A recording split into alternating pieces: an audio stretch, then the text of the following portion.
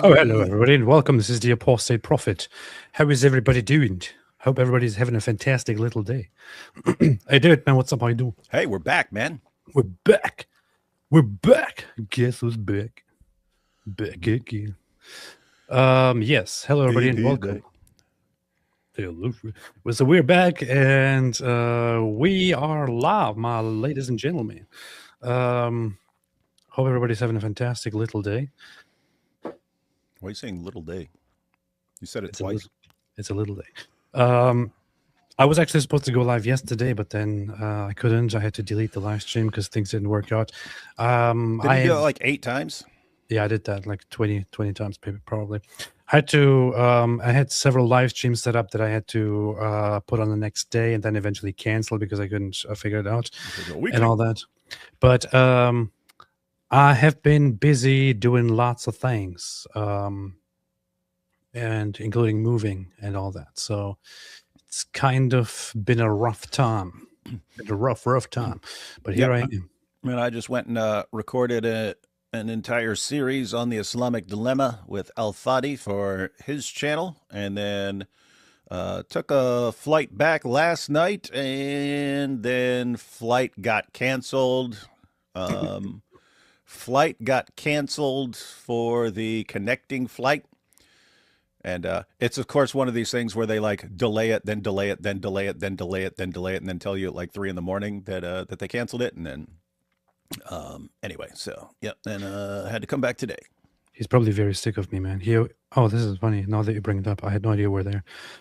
He had actually invited me as well to come down there. And then he messaged me like 50 million times, and I didn't respond. And then I Who, Al Fadi? Yeah. Then I eventually said, "Hey, I can't right now." So, yeah, I'm a mean person. Yeah, I know. But we shall do that. What's in it for me? What's in it for me? He's actually really good. He likes to take care of your needs and costs and things like that. If you want to do that kind of stuff, so no worries at all. But and he goes to a super dope studio. Like it's the best studio that you can go to. I think I'm gonna go out there and record my own Islamic dilemma series. I still have all those scripts. Matter of fact, that's what happened a couple years ago. I had all those scripts and was going to do that 50-part series, and the same thing happened. I got to an airport. I think this was either during COVID or right after it or something like that. But this is when flights were all like messed up and stuff. And I was flying out there. We're supposed to record all day Tuesday and Wednesday to get 50 video series of an entire apologetics course of like 4 to 6 minute videos, 50 of them. And I had all these people lined up around the world who were gonna not just like subtitle them. I was going to give them the transcripts for everything. They were going to translate them and re-record them in their own language so that the entire series would be available in dozens of languages.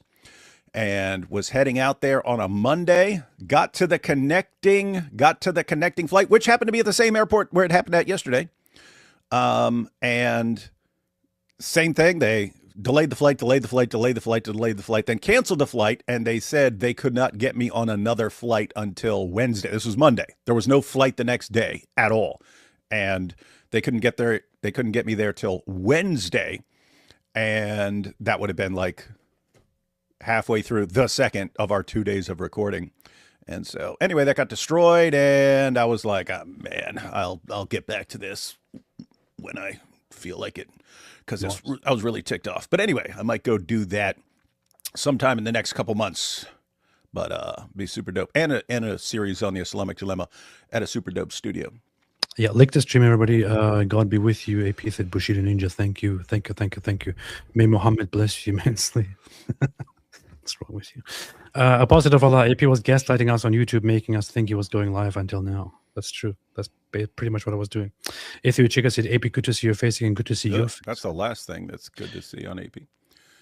Dude, everybody's here to see my face. Looks awfully Turkish. Everybody's here just to see my face. What did Muhammad say about Turks? Their face look like shields or something like that? Or they have small eyes and shields. And it's right on the money. I mean, if you want to say anything positive about Muhammad, when it comes to Turks, he was right on the money. It's pretty messed up. It's pretty racist. I'm thinking of converting over that one, man. Pretty racist. Great machines at API, you're a EU4 kind of guy or a CK3 kind of guy? EU4. David doesn't know what we're talking about.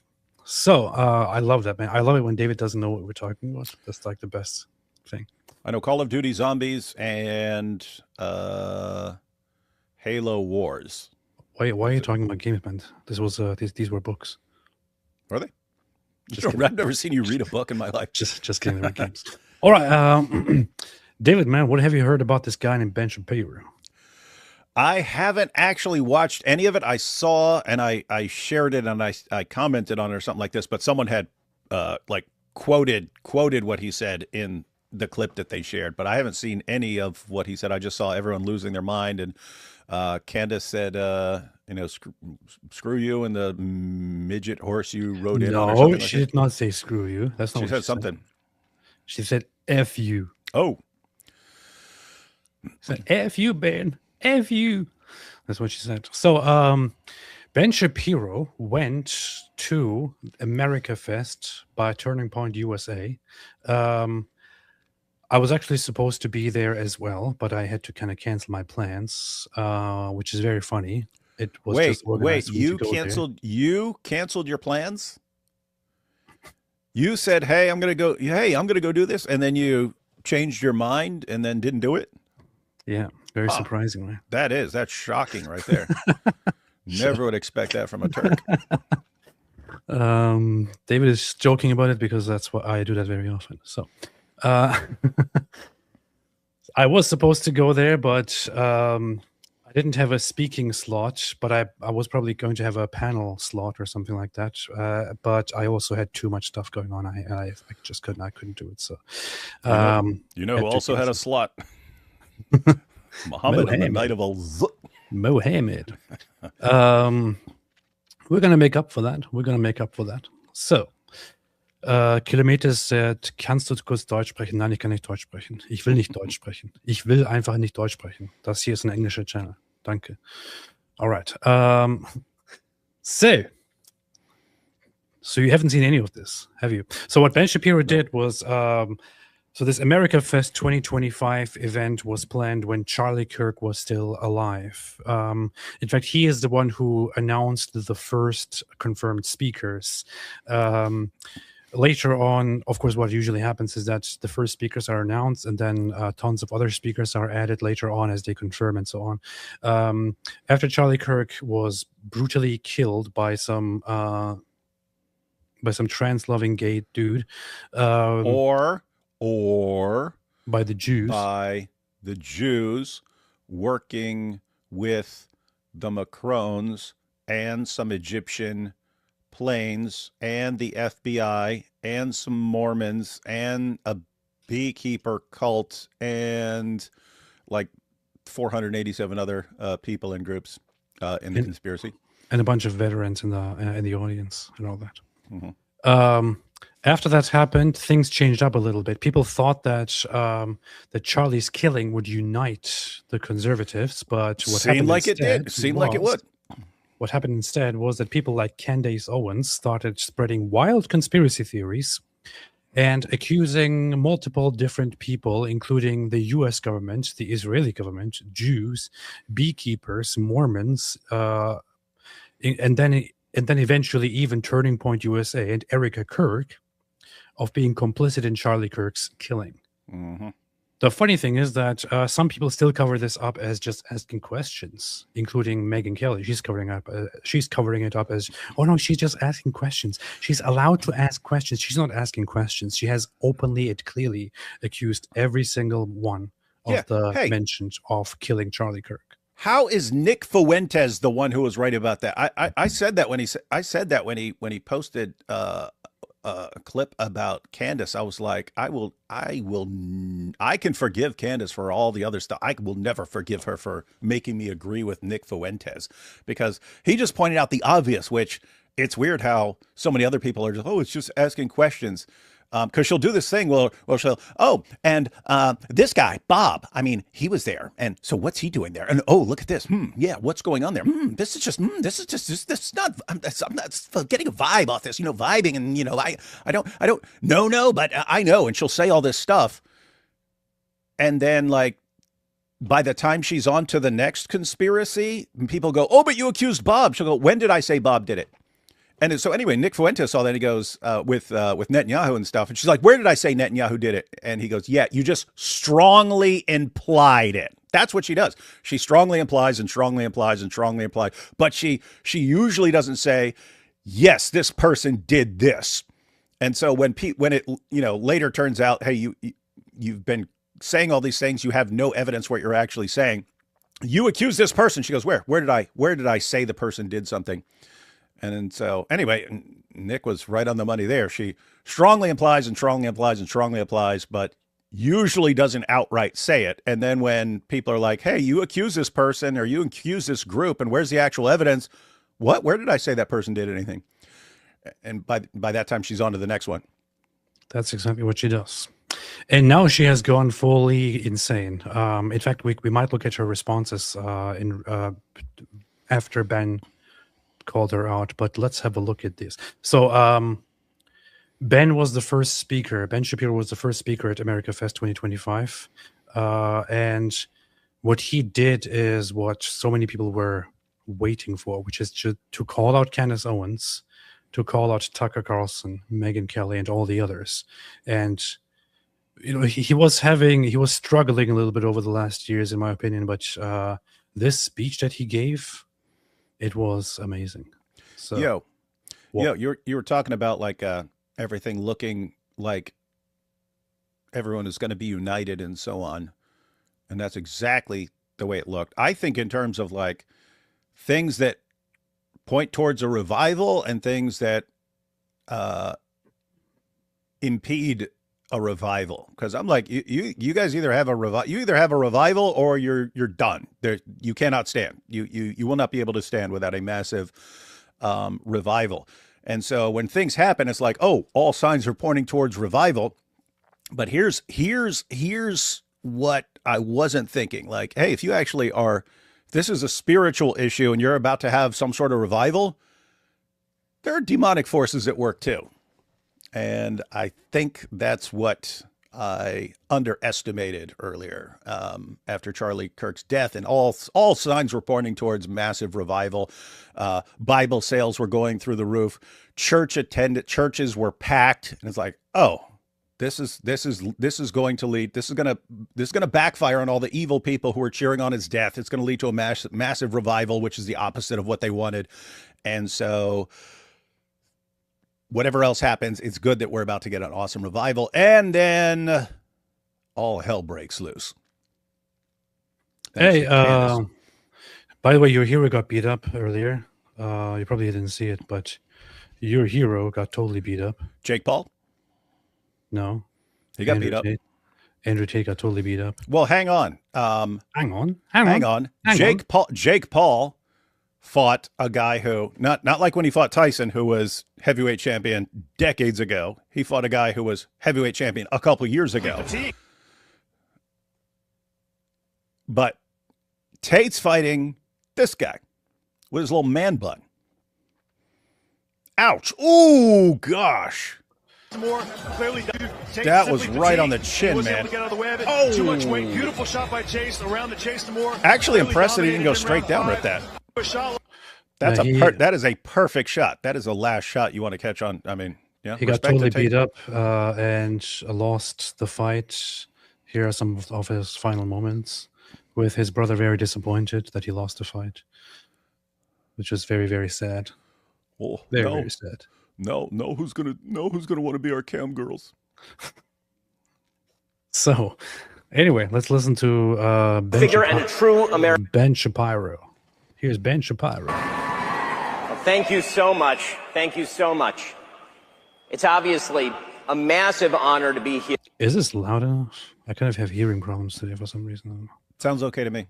Okay, good. Here at Turning Point USA. It's even more of an honor to follow Erica Kirk, a heroic figure and a true American patriot. You just said he spoke first. And he said he followed Erica. Oh, we don't count Erica. Playing Ben TPUSA speech, thought PON is a sin. It is. Zagros, what's up, Zagros? Thank you. Stamil suggests Candace is about to say Shahada. Yes, it is. Bully McGuire said, hey, AP and Dewey, did you guys see the Nick versus Junior debate earlier? It was hilarious. What? Who? What? Nick who? I used to, what? What? Who? Nick who? Fuentes? I don't think that would happen. I don't know. I don't see how that would happen. There's Nick, some other Nick. Probably. Nick who? Yeah. Got to be some other Nick who? Nick who? Nick who? David, how did the Somali Christian Fund go? Good? Okay, good.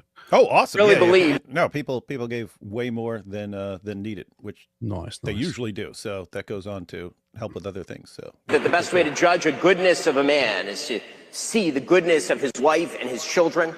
And on that measure, Charlie was unsurpassed. Erica and her children are in all of our hearts.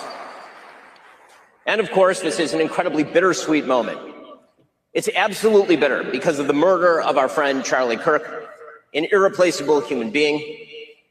I knew Charlie from the time he was 18 years old, and I watched him build himself into one of the most powerful exponents of conservatism in America, one of the most powerful coalition builders in American history.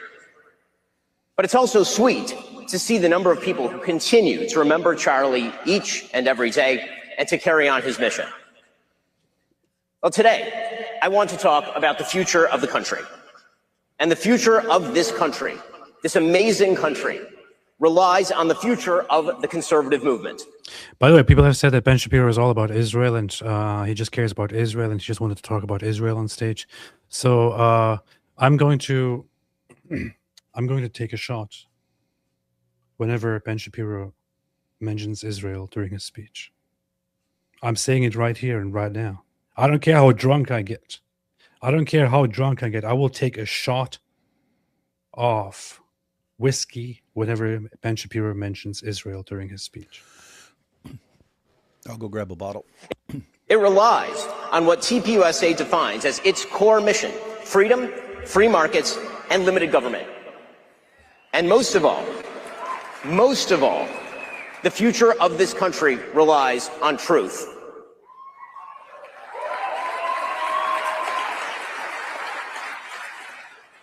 This country relies on truth because victory, true, real, lasting victory, cannot be achieved without truth.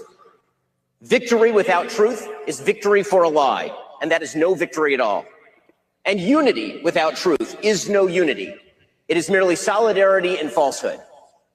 You see, we live in a chaotic time, and a time when lots of people are asking lots of legitimate questions about the conservative movement. What ought we to think about the relationship between free markets and traditional virtue? How should we craft a pragmatic foreign policy that spreads our interests and upholds our ideals? What governmental means are appropriate to achieve political ends? All of these questions aren't new, of course. They've been asked for as long as human beings have been talking about politics, thousands of years. And over the course of this conference, you'll hear a lot of opinions on a lot of these questions. I have my own perspectives on them, of course. You can hear them every single day on my show. My fundamental values have been the same for 25 years. Peace through strength on foreign policy. Traditional values on social policy. Free markets with regard to economics. But today, I want to talk about something even more important. How to discern those attempting to speak truth from frauds and grifters.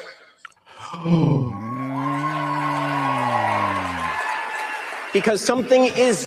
Look at that. As soon as he says frauds and grifters, everybody knows what he's talking about. No, they're like, well, who could he be talking about? Everyone is so sincere. New. An informational environment rife with both opportunity and chaos. Opportunity because the legacy media gatekeepers are no longer in charge of what we see and what we hear. He said gatekeepers. And chaos because an anarchic informational environment means we actually have to be smart in how we assess the information and arguments that we hear. Why does that matter? Well, because today the conservative movement is in serious danger. It is in danger, not just from a left that all too frequently excuses everything up to and including murder. The conservative movement is also in danger from charlatans who claim to speak in the name of principle, but actually traffic in conspiracism and dishonesty, who offer nothing but bile and despair, who seek to undermine fundamental principles of conservatism by championing enervation and grievance. These people are frauds, and they are grifters, and they do not deserve your time. And they are something worse than that. Well, I want to try my buttons quickly. Liar! You're a liar! You're a liar! Did that work? Yeah, well, yep, it did. Okay, good, Yep, good. heard it clearly. What's good is he's just keeping it general and not naming names. That's what's good. And that way, people can draw their own conclusions, but he's not actually calling people out by name, and therefore, not trying to pick a fight here. Exactly. And that's what's very good about this. Yeah. A danger to the only movement capable of stopping the left from wrecking the country wholesale. So today, I want to discuss 5 obligations that people who speak to you on matters of importance have to you. So I have to point out there are these pauses that happens because for some reason the video footage was glitching at Turning Point USA. I'm not sure what happened there. Oh wait, that's on Turning Point. That's not on you. No, it's Turning Point. So the Ben Shapiro footage speech was glitching. Another speech later on was also glitching. Later on they fixed it, but something was going really wrong with the broadcast. I want to speak to you about our duties. Our first duty is truth. He said duty. He said, I knew you were going to say. We owe you the truth. That means we should not mislead you. It means we shouldn't hide the ball. We shouldn't be deliberately obscure about what we're telling you. We have an obligation to clarity and to honesty. This means that we actually have to be clear in the language that we use. We should not traffic in generality. We should not say things like, they shot Charlie, without specifying whom we mean by they. The person who allegedly shot Charlie Kirk, and whom all the evidence points at, all of it, is a gay, trans-loving furry. Hey, I'm starting to think he might be criticizing Candace here. The funny thing is, I don't think that is meant to be funny, but people were laughing when he said, gay, trans-loving furry. People just think furries are funny, man. Yeah.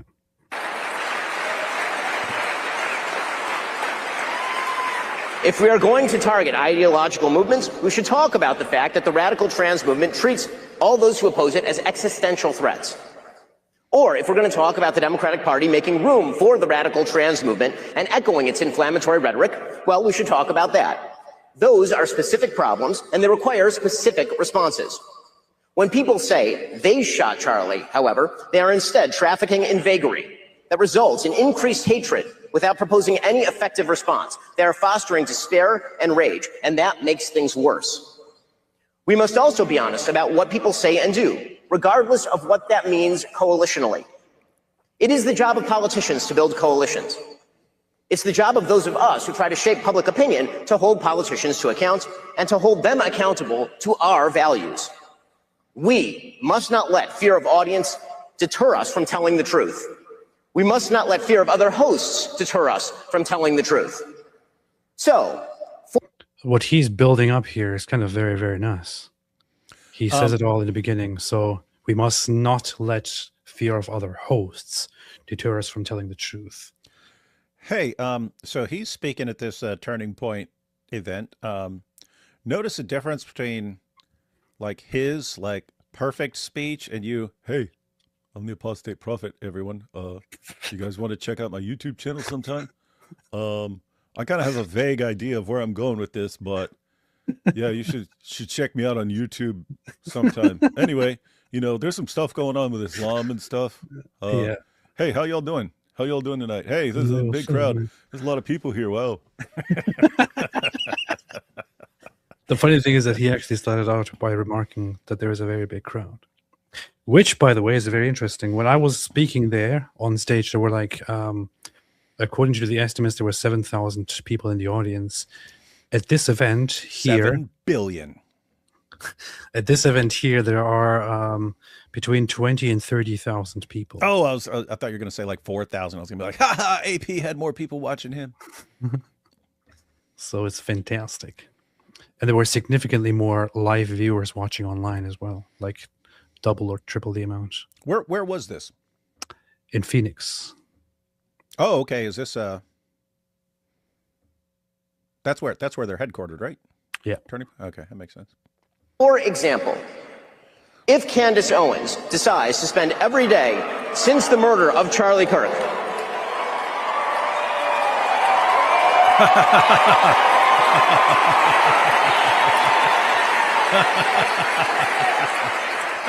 for instance. So now, did everybody see what just happened? Everybody's waiting for this moment. For instance, people are like, is he going to keep it? Is he going to keep it unspecific the entire time, even though we know who he's talking about? Nope. He's like, all right, I choose violence. Drop her name and see how the audience reacts. And it gets even better. The audience doesn't leave it very ambiguous. It gets even better. Murder of Charlie Kirk. Candace Owens decides to spend every day since the murder of Charlie Kirk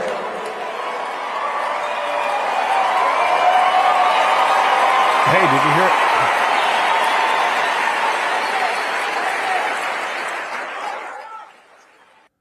it? Did you hear what happened there? It looked like there were some people like, oh, come on, don't do this. And then the other people heard that and they're like, no, he needs to go ahead and say this. And they started cheering louder.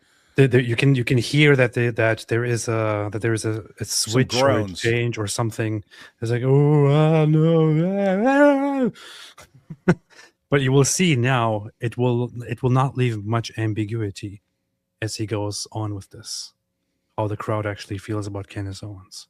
So, if Candace Owens decides to spend every day since the murder of Charlie Kirk casting aspersions at TPUSA and the people who work here, who worked with Charlie every single day, his best friends, to cast aspersions at Mikey McCoy and Andrew Colvin and Blake Neff and Tyler Boyer, and yes, at Erica Kirk, and to imply or outright claim complicity in a cover-up over Charlie's murder, to spew absolutely baseless trash implicating everyone from French intelligence to Mossad to members of TPUSA in Charlie's murder or a cover-up in that murder, then we, as people with a microphone, have a moral obligation to call that out by name. Wow.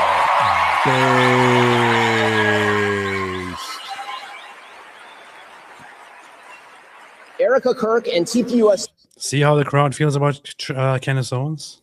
Obligation to call that out by name.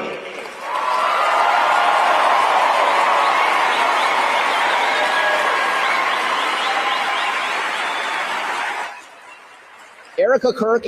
See how the crowd feels about Candace Owens? She walks around, people who love her go around acting as if, oh no, Ben Shapiro is becoming unpopular. Nobody wants to side with Israel anymore. Everybody hates Israel now. Everybody loves Candace Owens. Nobody trusts Turning Point USA anymore. Candace Owens is the one who's asking the right questions. She's speaking the truth. Yeah. Here you have 20,000 to 30,000 people. And you can clearly see that the sentiment is we've had enough of Candace's lies. And it gets even better. Hang on. You know what's really screwed up? I mean, the difference here, right? Between these two.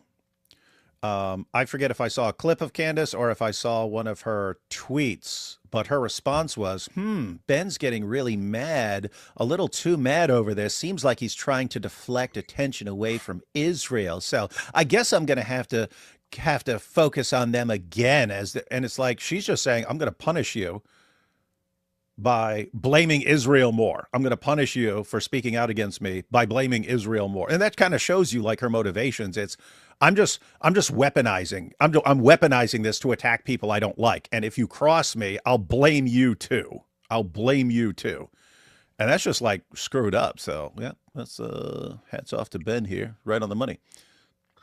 Hey, why are people so angry about this, man? I posted this on Twitter or on X, and lots of Muslims have been attacking me over this. They're going crazy, insane. I don't know why. I posted 1,400 years ago, Muhammad flew on the back of a flying donkey to heaven and back. Then he woke up. And then I posted this here.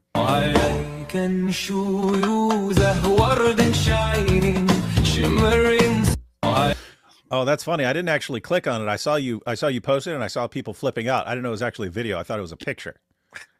They're going crazy, man. I don't know why. So many people are attacking them. What's crazy is you're correct according to the sources. He didn't actually leave his room, which means at most it's some sort of vision or dream or something like that. He wasn't actually gone.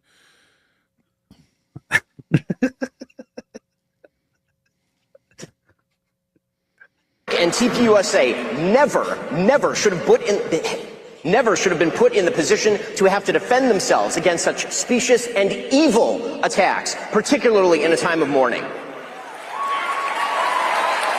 Good point. And the people who refuse to condemn Candace's truly vicious attacks, and some of them are speaking here, are guilty of cowardice. Yes, cowardice. Yes, there are cowards. He just said there are cowards who are speaking at this event. David, you heard nothing yet, man. You've heard nothing really?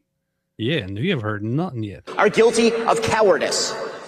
Yes, cowardice.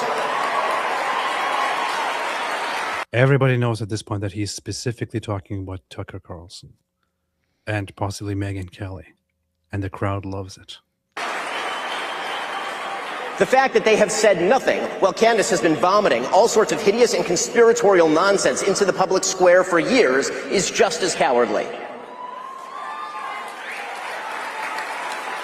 Second, because we owe you the truth, we owe you the duty to speak out of principle, not personal feeling. It should not matter whether we despise someone or whether we love someone. The question is what they say and what they do, and whether those things are morally decent or not. On a political level, do they foster freedom, justice, and prosperity? On a personal level, do they treat others as they would wish to be treated? Personal feeling is not a substitute for moral judgment. To take again the Candace Owens situation. What the hell is wrong with your profile picture, random person 3.1? I mean, that's kind of right on the money, too. Man. As an example, friendship with public figures who say or do evil things is not an excuse for silence on the matter. Politics is not the sisterhood of the traveling pants. Ooh. Politics is about principle, and if you are willing to sacrifice basic truth and simple principle in favor of emotional solidarity, you have betrayed your fundamental duty to the American people. Grand Canyon University. Hey, be quiet, man. Oh my goodness. They just randomly put in a commercial here? What's wrong with you? Alexis says, I love David and AP, but to side with Ben Talmud Shapiro is hilarious. Alex Visi, stop pretending that you like us or side with us or anything or love us. I just have one thing to say to you. Get the hell out of here! All right. Yeah, better idea for anyone who wants to criticize Ben here. Say what he's wrong about and not just, oh, Talmud Ben. That's all you guys say about anything. Show us that what he is saying is wrong. Because as far as I can tell, he's spot on here. Well, you have Groypers coming in, of course, here because the Groypers. Turning Point USA is Jewish. First off, I should break the omerta here and just be a little bit clear. The notion that people in our industry are close friends, like we all take holiday breaks with each other and go to each other's kids' graduations and stuff, is generally untrue. Some people do that, most of us don't. We see each other at conferences and we talk on the phone and all the rest. We're business colleagues. But even if it were true that other public figures were our best friends, our very best friends, that does not relieve us of our duty to speak out of principle and not to cover up evil or shy away from addressing it out of friendship.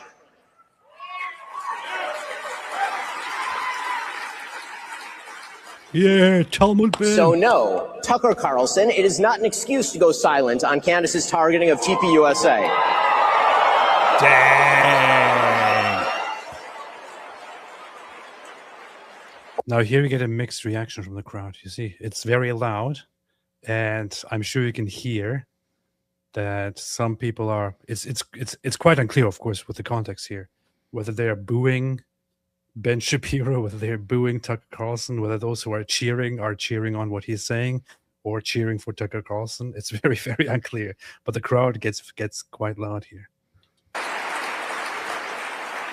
So no, Tucker Carlson, it is not an excuse to go silent on Candace's targeting of TPUSA.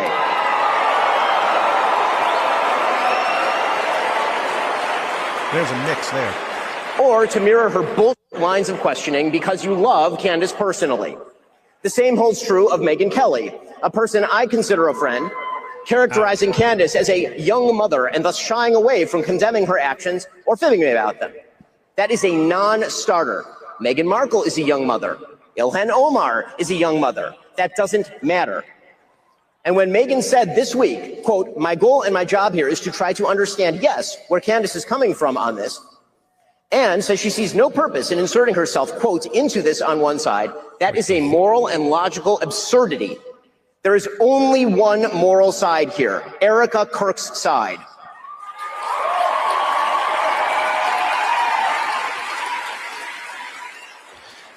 Damn, boy. There you go. He's made it as clear as possible. Tell us what you really think, Ben. Uninspiring philosophy says, David Wood, it was funny that Muslim guy calling you babe. David, who called you babe, man? What's wrong with you? I don't remember. Someone did. Oh, yeah. That was, I was doing some live stream and this guy was flipping out and then he started saying, listen, babe.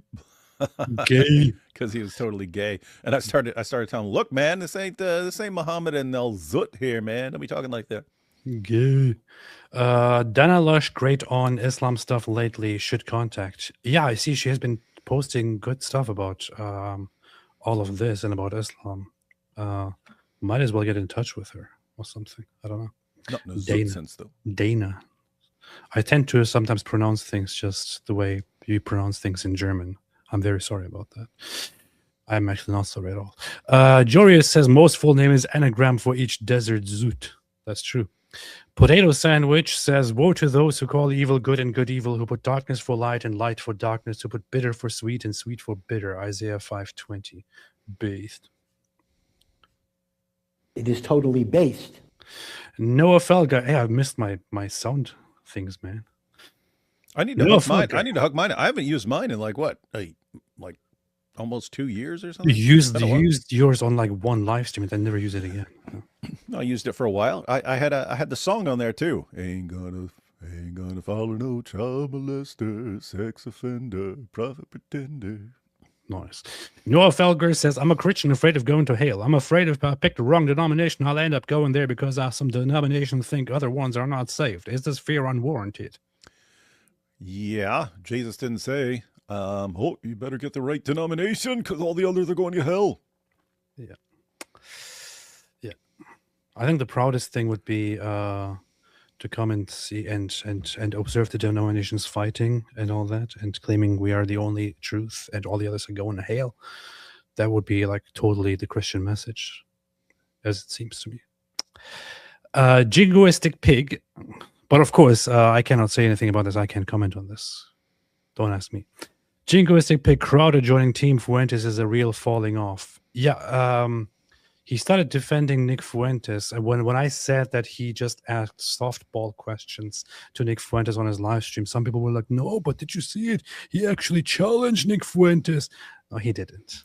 Yeah. He didn't. Yeah, the only part I saw was, so Nick, do you hate every single Jew on the planet? Are you anti-Semitic? So Nick, are you evil? No. Oh. Well, I heard from the media that you were evil. Nick, So are it's you not the true. most evil person who's ever lived? Yes or no? No. Oh, you heard it here, folks. See? He says It's it right here. He's not evil. It's all, we got Nick all wrong here, guys. What a ridiculous thing. Sit me down with Nick Fuentes and I'll ask him the questions you need to ask, man. Not, are you anti-Semitic? Do you hate every single Jew? Are you evil? All right, Are you Nick. Satan? All right, Nick. Now we're going to have some really difficult questions for you. Question number 1. How did you become so awesome and based? And then Piers Morgan has him on, and the thing with Piers Morgan is that if anybody, if the worst scumbag goes and sits down with Piers Morgan, that scumbag will look like a good person. So that's what I was afraid of. Apple Baker Al Puff Daddy says in Turkey, 3rd century fresco art of Jesus found. Based. David Bell made a super chat. Thank you so much. Appreciate it. OSDS says, glad I didn't book ticket to America Fest, hoping AP would be there. I already got burned at Sound Faith and had to settle for David. Sound Faith was not my fault. That was not my fault. Don't blame me for that. Wait, what? That was not my fault. Not going there was not my. I was on the list of speakers, but eventually didn't end up speaking, and then also didn't go there. But that was not my fault. It wasn't my choice. America Fest was completely my choice, but I also didn't prominently announce that I'm going to be there. So good. What Sound Faith? Oh, that was the Apologetics Conference. Yeah. Oh, okay. Yeah. I was like, what? What did I go to? It's more likely that Candace killed Charlie and is doing this to confuse things than that any of her insane theories are true. Candace jilted lover says, it is pretty obvious to everybody right now that that there is a very strong possibility that Candace Owens is behind the killing of Charlie Kirk. So. I posted that in a little Twitter poll, I don't know, a week or two ago. But it was to make a point, right? Candace will just, like, anyone who has anything to gain by anything, she'll say, look, this person or this group has this to gain by this. And then that's enough to blame them for it, right? Like, it was Israel killed JFK. Why? Well, JFK had said at some point that Israel's nuclear program should be investigated. Oh, you see, that's why they killed him. But that's our evidence that there's a possible. I mean, JFK almost went to nuclear war with the Soviet Union. Are there other people who had some kind of motivation to go after that dude? Yeah, there were. The world was filled with people who really had a problem with JFK. But anyway, the point was, she'll just say anyone who had any reason for anything, and then give the reason, and all her fans will go, "Oh, the person, that person or group or whatever, obviously did it." Well, so I asked the question: Who has profited the most? Who has benefited the most from Charlie Kirk's death? And the overwhelming response was Candace Owens. And so, wait a minute, if she's the one who profited most from Charlie's death, how is she not on the list of suspects? And the fact that she's blaming literally the entire rest of the world, everyone except her and her closest allies, seems like she's trying to deflect attention from someone. Interesting. This is very funny. I'm just checking the speakers schedule agenda on Turning Point USA for America Fest. Oh, that's weird. I thought Ben was first. I thought I see here Russell Brand. Oh my goodness. Dude, he's the coolest person in all of America, man. What are you talking about? He's got the stupidest accent of anyone ever. Show me anyone with a dumber accent than Russell Brand. With that said, he's really intelligent. He doesn't have an accent. What are you talking about? You have an accent. All right, and as we go alongside, what are trying to say? The imperialistic dogma, the service says. Shut up, dude. He speaks authentic English as it is meant to be spoken. You have an accent. What's crazy is I've seen him like on Saturday Night Live and stuff. He can do all kinds of accents. Like if that's your stupid accent and you could do other accents, man, do a different accent. Like Mel Gibson, right?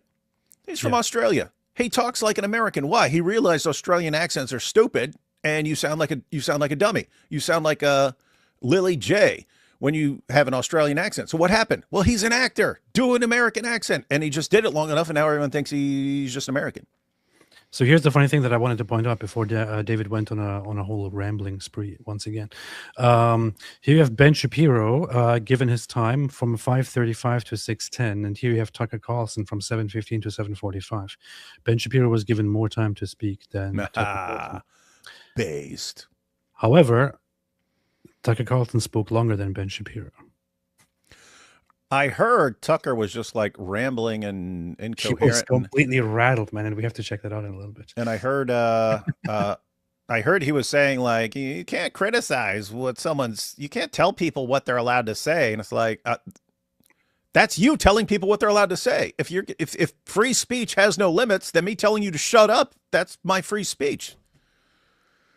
I'm not sure why people are arguing about accents, but Russell Brand is literally speaking proper English while we are all speaking accents. So not sure what, there's no disagreement about this. Anyway. You know, the side of the widow with 2 children whose husband was shot live on camera in front of all of us. Friendship with the person accusing TPUSA of a cover-up of Charlie's murder is no excuse for cowardice. Yeah, Tucker, you coward. And Third, Megan, and relatedly, we have a duty to take responsibility for what we say and do. And Russell. If we hire awful people, we're responsible for that. I have some experience there, as you might suspect. He's talking about Candace. That means that if we offer a guest for your viewing, we owe it to you to ask the kinds of questions that actually get at the truth. If we agree with the guest, that's fine, but we should own it. now here is Richie Arnold saying, you guys need to address the main argument, which is why white people should not be allowed to have an identity or their own country spaces. First off, number one, I agree that white people should have an identity. But secondly, where in the world on this live stream or the speech is that the main argument? Are you a retarded groiper? Yeah, that's like someone, oh, but the Talmud. It's like one-track mind. It's, hey, here's what I'm interested in because I'm a freaking lunatic who's obsessed with one issue, and therefore I go into any discussion on any topic and go, the real thing you need to be addressing is this thing that I'm obsessed with, because if I'm obsessed with it, then everyone should be obsessed with it. I'm white. Yeah. So what kind of ice cream do you want? I'm white. What? White. Okay. So I want vanilla. It's the only ice cream. But there needs to be a whole section in the grocery store for just vanilla stuff. Just vanilla. For me, there needs to be a vanilla section that doesn't have anything else in it. I don't want moose tracks. No Neapolitan. Gotta be just vanilla. Vanilla. And I want marshmallows there. All I right, want sir, vanilla, right. and I want marshmallows. Would you and like cotton a swab. drink with that, sir? Would you like a drink with that? And I want Q-tips. I want the Q-tips. I want the Q-tips beside the vanilla ice cream and the milk. Juice. Not the no chocolate milk. No chocolate in my milk. No chocolate in my milk. Plain milk. So, for example- hang on.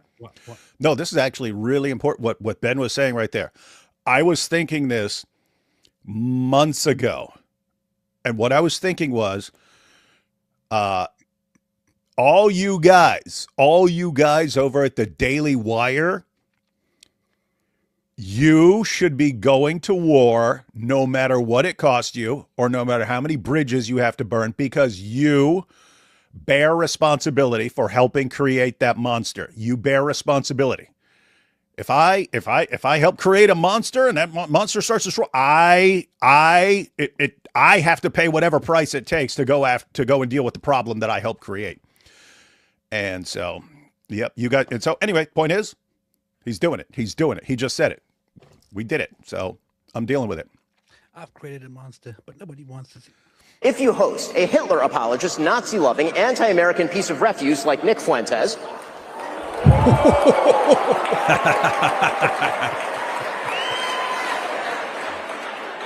you know, the Nick Fuentes who said that the vice president of the United States is a, quote, fat gay race traitor married to a Jeet. The person who said that Charlie Kirk was a, quote, retarded idiot. The person who said, and pardon my language here, it's his quote, that he, quote, took Turning Point USA and f***ed it, and that's why it's filled with groypers. If you have that person on your show and you proceed to glaze him, you ought to own it. Now, I really like his choice of Nick Fuentes quotes that he picked, and I think it's also a very, very good strategic move, considering that J.D. Vance is right there and is also speaking at the event. And it is Charlie Kirk's organization. Everybody there loves Charlie Kirk, and Nick Fuentes hated Charlie and called him a retarded idiot and evil and all that, and servant of the devil and things like that. And also a quote where Nick Fuentes, it is on camera, directly said, and I took Turning Point USA and I effed it. Mm-hmm. I effed it.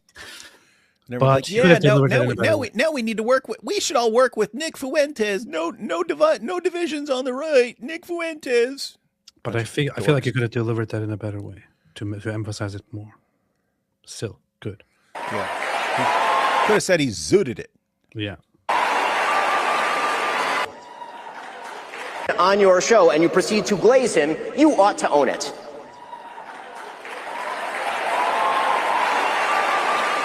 Tucker. And Candace. There is a reason that Charlie Kirk despised Nick Fuentes, and indeed even chided Dinesh D'Souza for debating him. He knew that Nick Fuentes is an evil troll, and that building him up is an act of moral imbecility. And that is precisely what Tucker Carlson did. He built Nick Fuentes up. And he ought to take responsibility for that, just as he ought to take responsibility for glazing pornographer and alleged sex trafficker Andrew Tate, or for mainstreaming fake historian and pseudo-Nazi apologist Daryl Cooper as America's best and most honest popular historian. Hosts are indeed responsible for the guests they choose and the questions they ask those guests. Wow. You know, I was kind of forgetting about Ben Shapiro over the years, but this speech here, this is one of the greatest speeches ever given. I mean, right on the, like, what any of Ben's show me what he said that is wrong at any point so far. Like anything. What could you even reasonably disagree with that he has said so far? I don't even get it. It's like he's saying exactly what needs to be said right now and calling out exactly who needs to be called out right now. Cracklin said, why did Steve Bannon trash Shapiro? Wait for it. You will hear it in a little bit. Ben Shapiro really pulled no punches. He went all in. So. Fourth, because we have a duty to truth, we also have a duty to provide you with evidence of the claims that we make. Emotive accusations, conspiracy theories, and just asking questions, that's lazy and stupid and misleading. None of them are a substitute for truth. None of them are a substitute for evidence. So, when Candace Owens says, I don't know, but I know, that is retarded. And we are all more retarded for having heard it.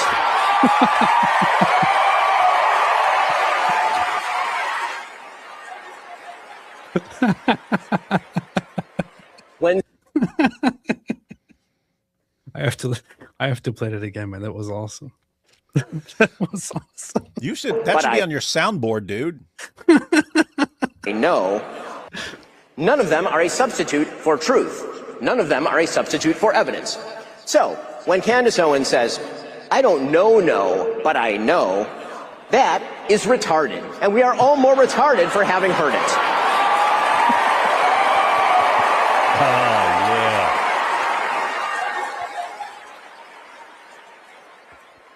When Steve Bannon, for example, accuses his foreign policy opponents of loyalty to a foreign country, he's not actually making an argument based in evidence.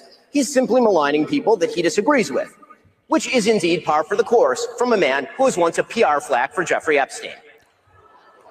Dang. Check the record. Our duty to provide you evidence means we actually have to do much more than just ask questions. Just asking questions is something my 5-year-old does, and it's really cute when it comes from my 5-year-old. But when grown men and women spend their days just asking questions without, seeking answers, they are lying to you. In fact, they're doing something even worse. They are seeding distrust in the world around you, and they are enervating you in the process. So, for example, if many speakers, including Tucker Carlson and others, get on stage here at TPUSA and claim, without proper evidence, that Jeffrey Epstein was running a Mossad rape ring being covered up by the Trump administration, they are not actually uncovering a conspiracy or effectuating a solution. They are claiming a special provenance to information they won't let you see, which builds their power and leaves you with none. They are also implicating in their speculation actual human beings, good human beings, like Kash Patel and Dan Bongino and Pam Bondi, and yes, the President of the United States, even if they're too cowardly to say President Trump's name. And that means you won't trust those good people in the future. You haven't gotten smarter, you've just been manipulated. When forced to demonstrate their evidence, these same people will often refuse to provide it. They'll claim ignorance. They'll pretend they're outside the system. And they don't have access to actual information. They're just asking questions. But many of these same people have direct pipelines to informational sources. So, for example, if Tucker wants answers to his questions about, say, Jeffrey Epstein, he could call the Vice President of the United States. He's quite close with him. But he won't, because that might undermine the empty speculation. None of this means there aren't actual real conspiracies in the world. Of course there are. But actual conspiracies require actual evidence. Yes, there was a Russiagate conspiracy, and we know the names of the people involved and what they did. We know Hillary Clinton and Fusion GPS and James Comey and Loretta Lynch and Adam Schiff. We know all of those people. Yes, there was a COVID-19 conspiracy. We know that Anthony Fauci worked to shut down alternative solutions from people like Jay Bhattacharya. But when people posit a conspiracy and then provide you no evidence, they are doing you a fundamental disservice, and they are making you stupider in the process. And that is what matters. That is precisely what matters. This is my biggest issue with conspiracy theories, with most of these conspiracy theories, and also with what Candace Owens does. It's not asking questions. The evidence is already out there. The evidence of what happened is already out there. You don't need to further speculate about it. You don't need to deny the evidence and create the wildest, dumbest conspiracy theories about it. It doesn't help anybody. It doesn't vindicate Charlie Kirk. It makes people dumber. You teach people as a public figure, as a leader, to deny actual evidence, to look at falsehood and nonsensical non-evidence instead of looking at the real evidence, instead of looking at the truth. And you make people get used to being dumb. So Candace Owens makes people dumb. Tucker Carlson makes people dumb. Nick Fuentes, that's completely retarded anyway, but these people make people dumb. That's the biggest problem with it. And allowing such people to become the voices of the conservative movement, I'm sorry to say, but makes conservatives dumb. That's just how it is. Finally, because it is our job to make the lives of our audience better, right? That's really our job, is to give you more information to make your lives better. We have a duty to propose solutions. That's why we have to talk about. No, Holstrand. I would never say that Fuentes is retarded. That's not what I meant. I meant that his audience is fully retarded. Nick Fuentes is very intelligent. I will say it again, and I said it before. He is, of all the people that we have mentioned, he's the worst. The worst. But he's definitely not stupid. That guy is very intelligent. He's extremely intelligent. He's also very likable. Very charismatic. That's the problem. If he was just totally evil, but he was a complete idiot and he wasn't likable, it wouldn't be a problem, right? The fact that he is so messed up, the fact that he lies so much and that he spreads evil, and then that he is also, on top of that, quite intelligent and quite likable, is what makes him such a big problem. And he knows that most of the people who follow him are completely retarded. So that's the problem. At our problems in order to find the solutions. That's what politics was supposed to be about, after all, finding solutions to our common problems. If we speak endlessly about the problems we face, without ever positing a solution other than wrecking the system or centralizing power in a cult-like figure, we are not finding solutions. We are merely making problems worse. Just asking questions, positing vague conspiracies, raving like Alex Jones about the secret confederacies that control your life. None of it makes your life better. None of it. In fact, it makes your life markedly worse. That's because if you truly come to believe that nothing in your life is in your control, you can't even take control of your own life. You despair of your ability to change your own circumstances, and then you fail. And you... It's actually so simple, but apparently it has to be said by rather intelligent people like Ben Shapiro.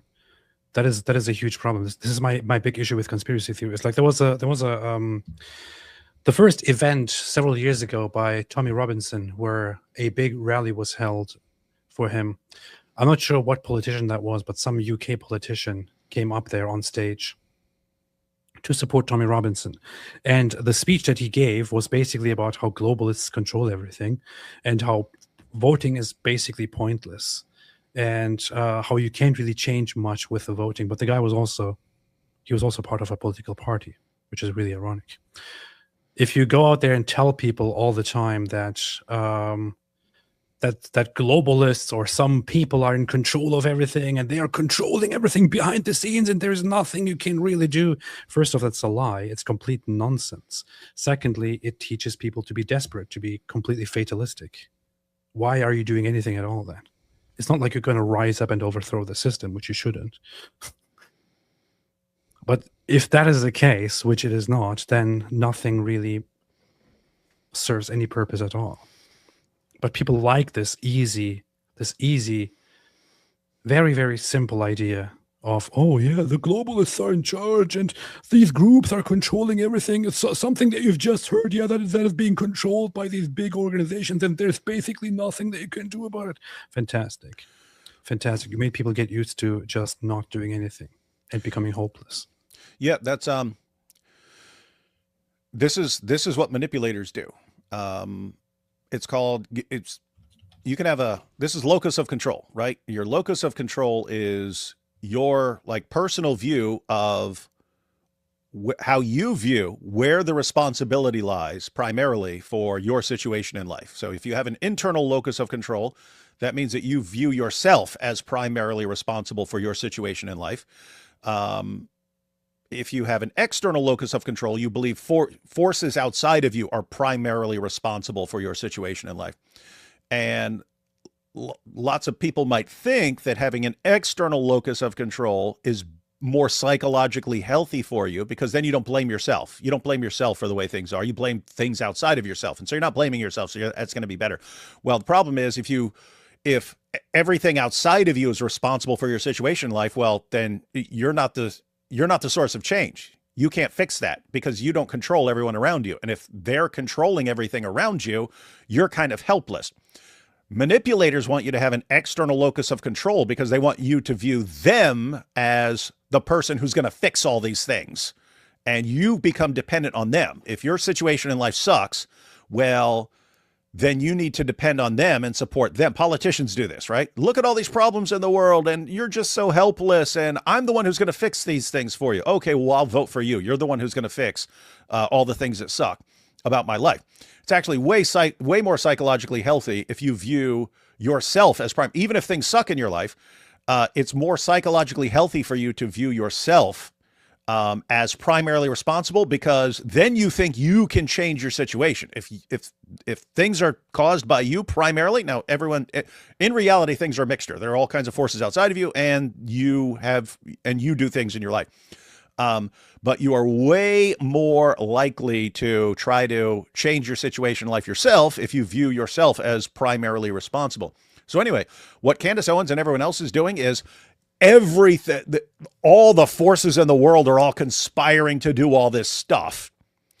You are basically completely helpless against all these conspiracies around you. And so what should you do? Well, you should support the person who's exposing all this stuff because that's your only hope. Your only hope is to support Candace Owens or this politician and so on. And so that's what everyone's falling for right now. Nick Fuentes is the one. Oh my goodness, the Jews are controlling everything. So what can we do? We gotta support Nick Fuentes. He's the one who's going to expose all this stuff and stop the Jews and so on. So Candace Owens, and keep in mind, this isn't just anyone can do this on any side of any issue can do this, but yep, don't fall for that nonsense because then you're helpless and the only thing you can do is support the person that has convinced you that they're the only solution to the problem. Yeah, nobody wants to talk about locusts, David. You keep bringing it up. Anyway. Must not fail.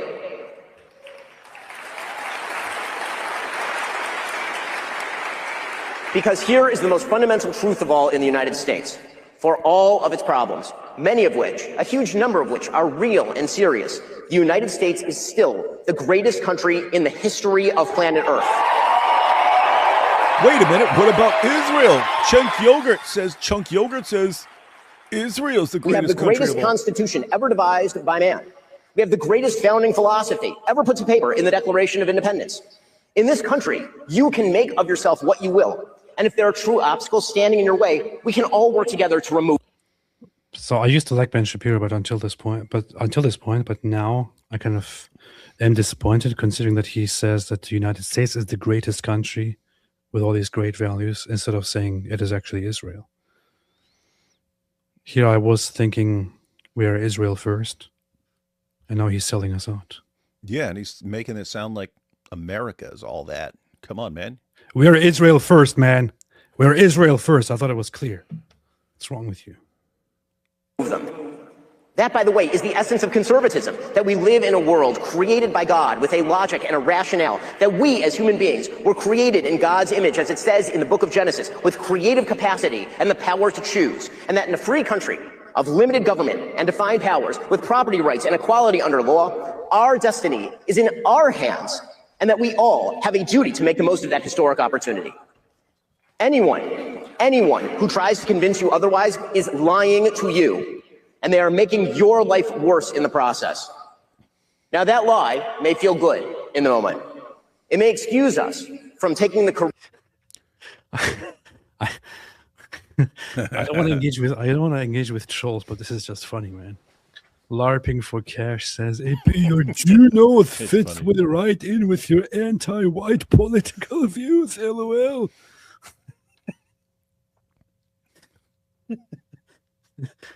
Oh, man. Hey, it is cool. Ben, everything Ben's saying right now is locus of control. And he's like, that can apply to individuals, but you can apply it to an entire country. Do you and your country view everything outside of your country as primarily responsible for problems? Or the Jews controlling everything and so on? If so, then anyway, but he's explaining everything. He's just not using the term. So anyway, smart guy. I hope LARPing for cash is just joking here, because that's pretty good. corrective action we can take on a personal level to fix our lives. It might give us someone else to blame for our own failures. But in the end, the lie... Hey, I think he heard what you just said. He's basically explaining the same thing. Yeah, he's explaining. He heard me. It's pretty nice. Not just your future, but the country that we've been given. So, for those of us who talk for a living, that's our job. To discuss America's problems with truth and with evidence. To provide... Anyway, so that was the most of the important part. There is his ending of the speech here. Where don't care about your feelings. We all need to worship Israel. And I skipped that part. Yeah. That happens to be true. You know, when you engage in a conversation, I've said this to a lot of people, when you engage in a conversation, it's very important to sort of determine the end of the conversation. Here's actually a funny part. It's not part of his opening speech, wherein, by the way, he never mentioned Israel, not even once. But here is the Q&A section, and some dumbass comes in and asks him a question about... But what about you being a Jew, Talmud worshiper? Thank you for being here, Ben.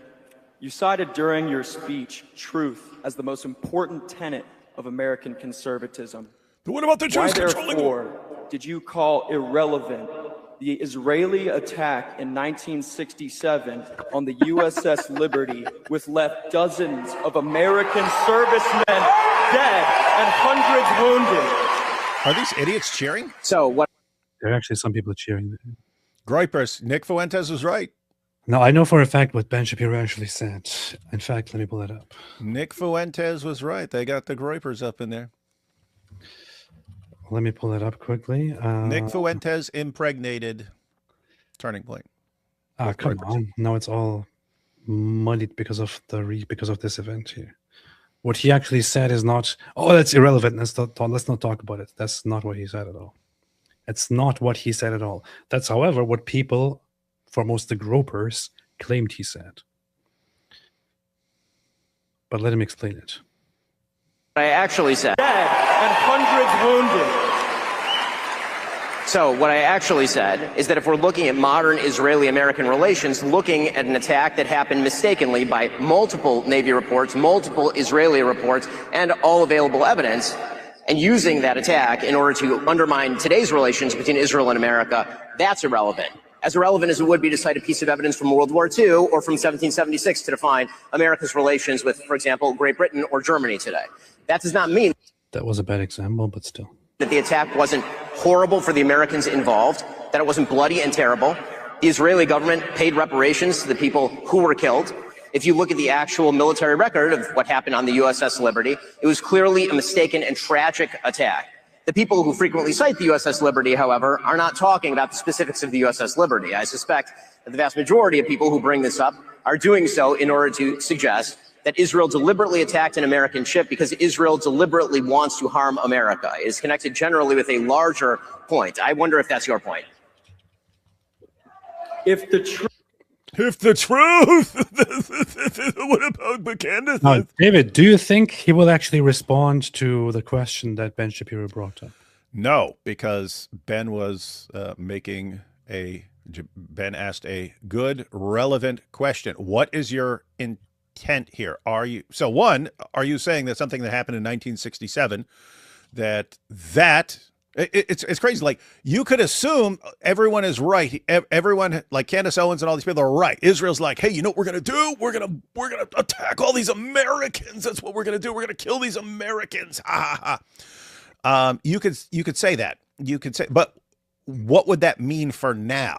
It's like lots of stuff happened. Lots of stuff happens over the decades, and then later on you say, okay, we've moved on from that. So anyway, even if you assumed that they're correct, what does that have to do with the relations now? You have completely different leaders now. What are you saying? But here, like, what is your intention in bringing this up here?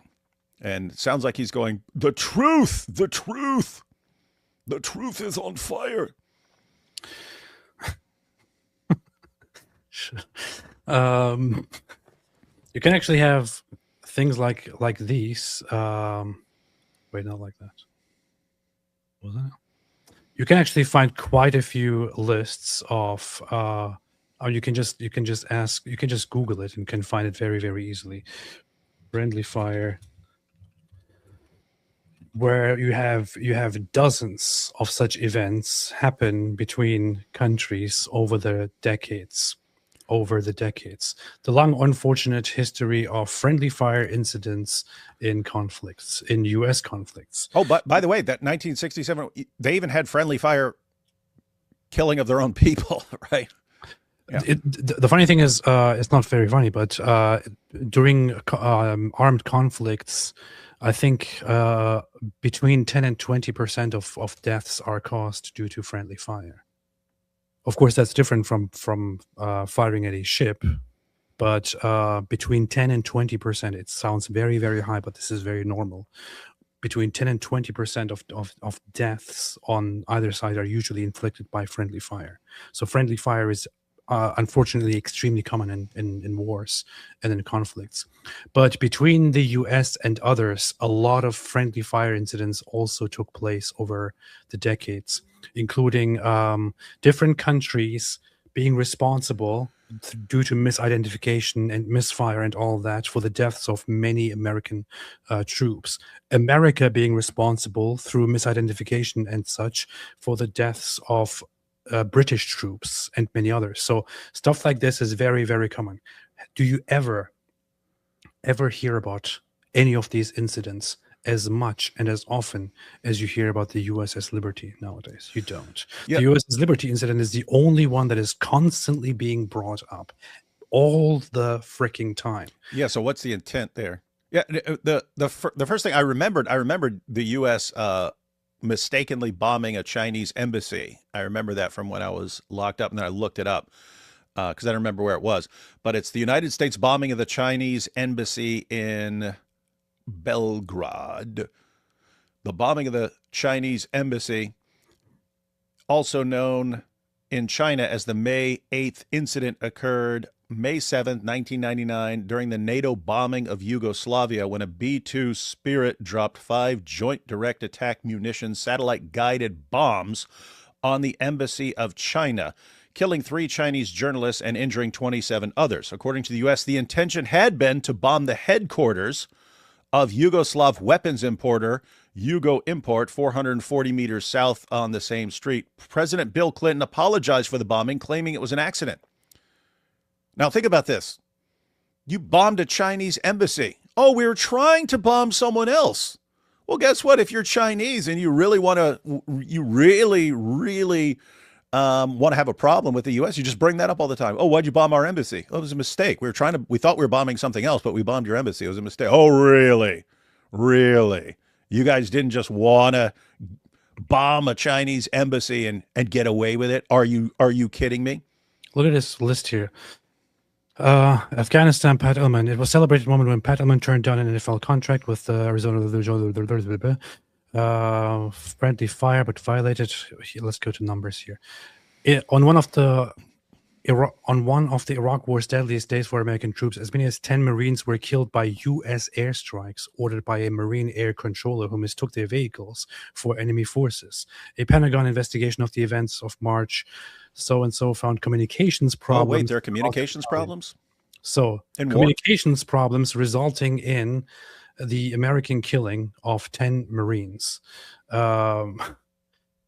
Which is highly, highly unfortunate. Does this now mean that this was actually deliberate and America is actually our greatest enemy?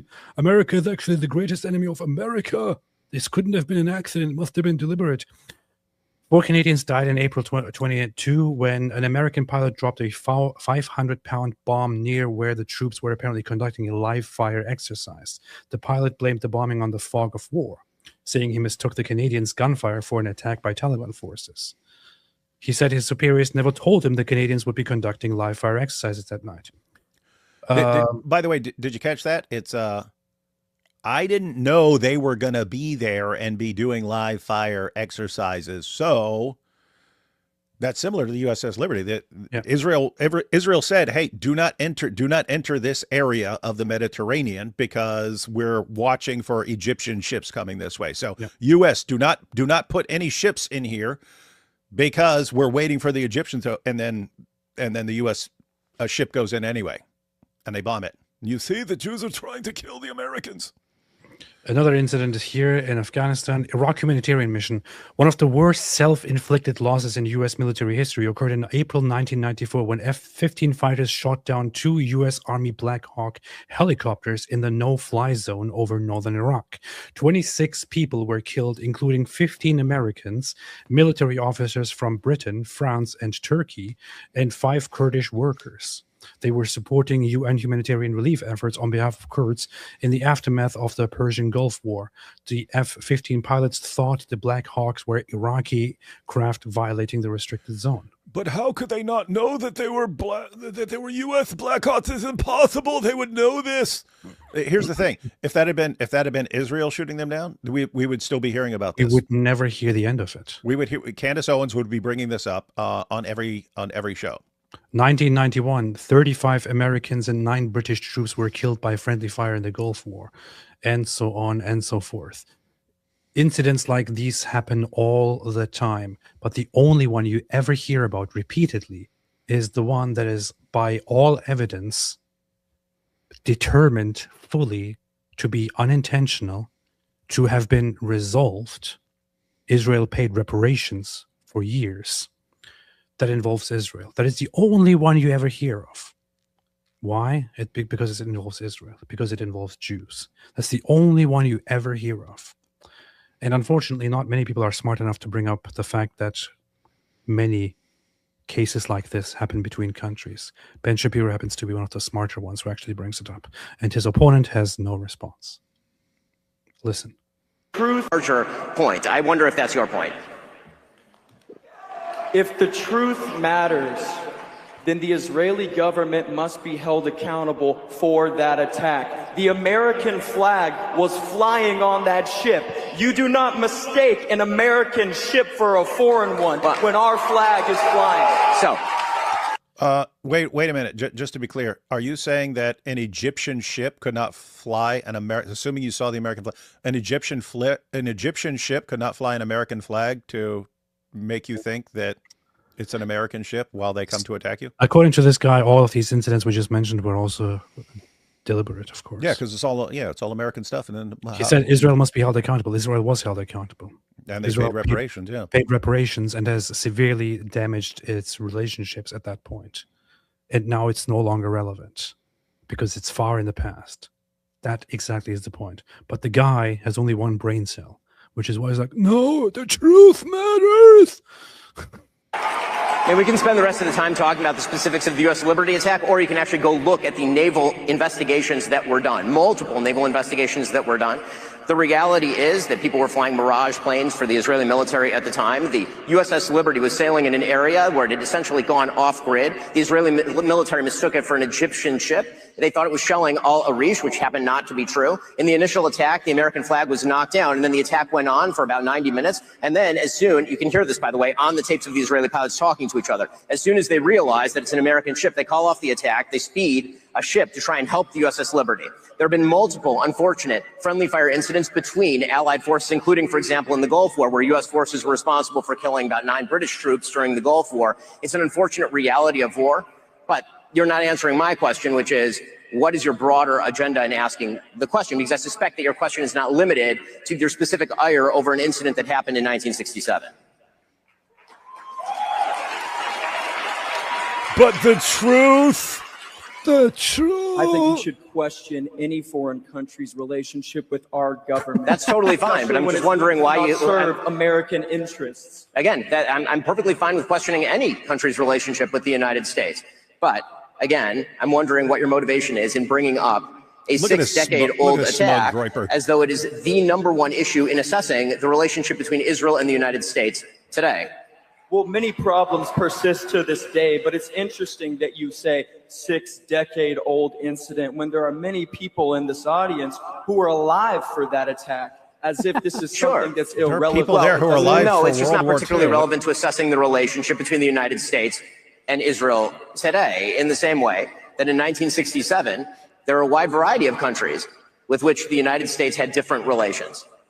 Okay, it's clear you're not going to actually answer the question, so I'm happy to move to this one. No, I mean, think about this. I mean, it's like, okay, yeah, he brought up Germany. Germany did a lot of messed up stuff. What does that have to do now with U.S.-German relations? I mean, Japan bombed Pearl Harbor. What does that have to do with relations with Japan now? Why is it the truth Israel? Why matters. Is it Israel the only country holding that standard? The truth matters, and we have to question the relationship between any country and America, and we have to focus on America first. I'm just the disturbing part is that people actually cheered for that idiot. David, the truth matters, and we should be questioning anything. So why are you saying it doesn't matter, David? The truth matters, David. The truth. You know what's funny? The guy actually posted that guy who just asked that question and spoke like Frankenstein's monster. He actually posted that on Twitter. This was my debate with Ben Shapiro where I humiliated him and he had no answer. The truth matters. Don't make fun of him, man. What's wrong with you? Anyway, I'm going to get to some super chats here, and then we shall listen to the first Meltdown reaction. Paul, if you heard Candace Owens in 2016 tried to avoid pay rent, claiming the apartment got her yeast infection anyway. I think calling her fans candidites. Yes, she did indeed refuse to. That's actually very funny. Wait, recently, I think Tim Pool brought this up because he just recently found out about it. He brought this up and he was mocking her over it. So let's just quickly go to that because it's a very, very funny glimpse into what the heck Candace Owens is. What kind of a person Candace Owens is. Let's see. Where is it? Where is it? Where is it? Where is it? Where is it? Where is it? Mold. Come on, man. He just recently brought this up. So anyway, what happened is that Candace Owens was renting an apartment and she refused to pay her rent. And then she tried to sue the owner of the apartment by claiming that she was harmed in that apartment because there was mold and she was exposed to that mold, which made her sick. And to prove that, she posted a photo, or she gave the court a photo from the hospital where she just looks kind of weird in the morning. The court didn't grant it. The landowner countersued and she had to pay $20,000. That's what Candace Owens does. She tries to scam people and defraud people, even in her personal life, and loses court cases because she doesn't want to pay her rent. That's the kind of person that Candace Owens is. Very reliable. Nordine, what's up, Nordine? The real reason Islam still exists isn't ignorance, but demonic mind manipulation. Thoughts, beliefs, and emotions are mental phenomena that demons can manipulate, much like psychoactive drugs can alter the mind. Islam will only collapse when that spiritual attack ceases. 2 billion people who believe in Yajuj and Majuj are evidence of that. Powerful. David, what do you think? Thank you. Kargat the Wise says, now I really respect Ben. He showed that he has integrity and courage. I agree. I'm conservative boomer. I'm surprised Candace doesn't blame the kitchen sink. She blames everything else. Keep up the great work. Hit the like button. Everyone hit it indeed. Fox McCloud, last time people were united was the night of Al-Zut. Dawa Shoal, I thought Allah was going to play a trick on me again, but glad to see you live again, AP. I have been asking questions to the Candifu cult on X, but I got blocked. Why is Tucker speaking there?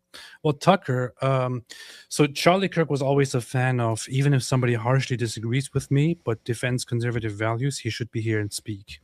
And Tucker was also, during Charlie's lifetime, a good friend of Charlie. And he has a past of being very friendly with the conservative movement. I'm pretty sure that to this day, Charlie Kirk wouldn't want Tucker to be excluded from the stage. He would still, despite Tucker's vile behavior and stupidity, Charlie would still say, I hate it, if he said it, if he would say this, but he should still be speaking. That was Charlie's idea of things. He wanted everyone to speak, no matter how dumb and how bad he finds some of the things that they do. That said, I think it is the point that the time has come for somebody at Turning Point USA to probably say, you know what, we probably shouldn't be hosting him anymore, because now he's directly aligning himself with the people who hated Charlie Kirk, and also directly mocking everything Charlie Kirk stands for or stood for. I think he's gone a little bit too far.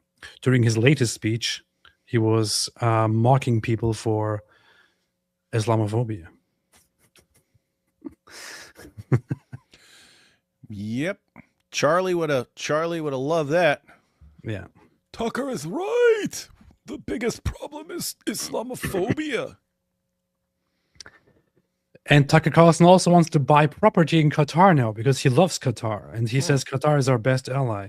You know what the funny thing about Qatar is? In Qatar, it is illegal to build churches and to put crosses on them.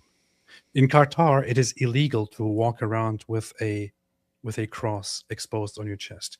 In Qatar, especially if you're a Qatari citizen, if you have a cross on you and walk around with it, that is illegal. You will be arrested. You will be fined. You might go to prison. That is Qatar. That is what Tucker Carlson claims is our greatest ally now. The Book of Esther is basically Jews lobbying in a foreign government to protect themselves, says Get Al-Zutlit. In other words, Esther equals AIPAC, Bible equals evil. That's a funny point. David, what do you think? Yep. So Tucker would have to agree that the Bible is evil because they lobbied a more powerful foreign government to help them. Very, very powerful. MTX says, Candy lying that Jews controlled slavery. It's a good time to teach people about Muslims did it, and how it lasted longer than Europeans doing it. Candace went full retard, and I think she deserves her own full show to debunk everything she has said. But just recently, because of Ben Shapiro's speech here, she had a complete meltdown and started actually spreading brutally disgusting conspiracy theories, including, but not limited to, this. I challenge Black Americans to wake contract lords. I challenge Black Americans to wake up to your true history, because your quarrel is not with white men, okay? Wake up to who publishes these books and keeps us warring with one another. Christians versus Christians, right? Christians versus Muslims. Wake up and learn the true history of slavery, because that wasn't exactly a white men sport, okay? Jewish people were the ones that were trading us. Jewish people were in control of the slave trade. Okay. We've buried a lot of it, but it's there, and you can find it. Okay. I think all of us need to wake up to this, because it's So for those who don't know, this is a conspiracy theory that is actually so stupid that it is not even considered a believable conspiracy theory. It is complete garbage. It is a conspiracy theory that was started by Louis Farrakhan of the Nation of Islam, who wrote a book or published a book which was called something like The Relationship Between Jews and American Slave Owners or something like that. The Nation of Islam, the most reliable movement in America, started this ridiculous fantasy conspiracy theory that those who were responsible for the slave trade in America were actually Jews. That Jews were the majority of slave owners in America. It is complete nonsense. In reality, Jews made up a very tiny percentage of slave ownership in America. It was called The Secret History of Blacks and Jews. Is that what it's called? Secret History of Blacks and Jews. That's true. That's what it was called. Book by Louis Farrakhan. Here you go. That's what it was called. The Secret Relationship Between Blacks and Jews is a 3-volume work of pseudo-scholarship published by the Nation of Islam. The first volume, which was released in 1991, asserts that Jews dominated the Atlantic slave trade. The Secret Relationship has been widely criticized for being anti-Semitic and for failing to provide an objective analysis of the role of Jews in the slave trade. The American Historical Association issued a statement condemning claims that Jews played a disproportionate role in the Atlantic slave trade, and other historians, such as Wim Klooster and Seymour Drescher, concluded that the role of Jews in the overall Atlantic slave trade was in fact minimal. The book uses selective citations in order to exaggerate the role of Jews. The funny thing is, what they always do? Yeah, at some point the book actually, there was a very, very funny section where the book shows a statistic, and then we could probably expose that in another episode. It shows a statistic and then directly puts a text under it that completely and directly, obviously contradicts the statistic that they put up. It's not very surprising because it's the Nation of Islam and Louis Farrakhan publishing it, so they're probably functionally retarded. But this is basically where this originates from. The Jews dominated the slave trade. It is complete nonsense. Well, I mean, think there's the bigger issue here that this is how Candace acts, right? Oh, yeah. A Jew criticized me. Well, I'll show you. I'll tell black people that Jews were the main ones who enslaved them and turned black people against Jews. It's like, this is evil. If Ben Shapiro says something, respond to Ben Shapiro. Oh, now I'm going to get the Jews because of Ben Shapiro, because a Jew criticized me. This chick is a lunatic, man. Candace Owens is an evil lunatic, man. I'm just saying it. Here's Edgar saying, you could just look up who the owners of the slave ships and who the traders were. Newsflash, they were Jewish. So this is one of those look it up comments. The look it up comments are generally given by ridiculously idiotic conspiracy theorists who actually don't want you to look it up, but they say look it up because it sounds cool. So I encourage everyone to look it up and to Google the following question. Actually, do it for yourself. I'm not going to do it. Do it for yourself. If you want to take an actual advice, do it for yourself. Google the question: were most of the owners of slave ships? Hey, I just Googled it. Jewish. I just Googled it. I Googled, were most slave ships owned by Jews? No, the vast majority of slave ships were not owned by Jews. Right, historical evidence shows Jewish participation in the slave trade was marginal, especially compared to other groups, and claims of Jewish dominance are false conspiracy theories promoted by extremist figures. While some Jewish individuals did participate in the trade, as did people from many backgrounds, Jews were never a major force as ship owners or financiers in the transatlantic slave trade, which was primarily run by Portuguese, British, Dutch, and other European powers. Oopsie. Look it up. Google it. No, Google David, it. Look it up. Not Google it. Idiots. You're supposed to look it up on 4chan. But I mean, look at this. Here's what's really messed up. Whoever this Edgar B guy is, watch. If you see him somewhere, he'll bring up the same. Oh, Google it. Just Google it. You'll see it. They don't care about reality, man. They don't want you to actually Google it. That's the issue. They want you to think, oh, well, if he's saying look it up, then I'll just trust him, because obviously he wouldn't be telling me to look it up unless he really knew. So I'll just trust him. Look it up on Gab. Gosh, you guys are stupid, Look it up on 4chan. That's where the truth is. Look it up on CandaceOwens.com. Bunch of idiots, man. Track. This woman is trash. She is complete trash. I find it funny how she also starts going down the progressivist leftist lane and says they traded us. Nobody traded you, dumbass. You are not a victim.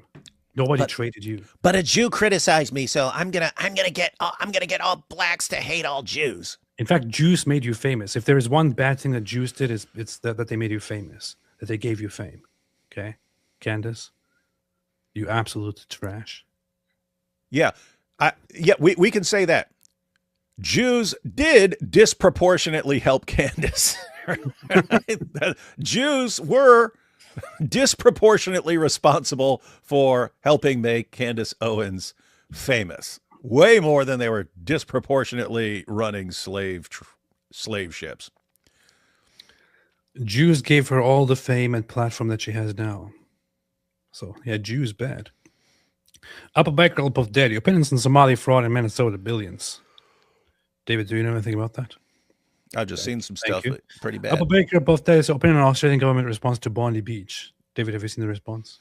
I think they're just saying, oh, do you see this? The problem with guns? Yeah, ridiculous. Charlie told me in a dream that Candace killed him. Must be true. Noam Ilfshitz says, shame on Ben for not upholding Islamic values. Very true. Crazy how Charlie's friends want us to believe he'd be angry at Ben for calling out Candace than to Candace accusing his wife of unaliving him. Yep. Yeah, Candace implied that, or directly said that Erica Kirk is complicit in the murder of Charlie Kirk. So she's an evil demon. Steph, missed you guys. Good to see you. Bye, Candace. Thank you, Steph. Good to see you. Bye. Opinion on the Christian response by the dear lady of Target, Jeannie, who wrote the red Charlie Kirk shirt and was bullied by a loudmouth liberal. Never heard of it. David, thank you.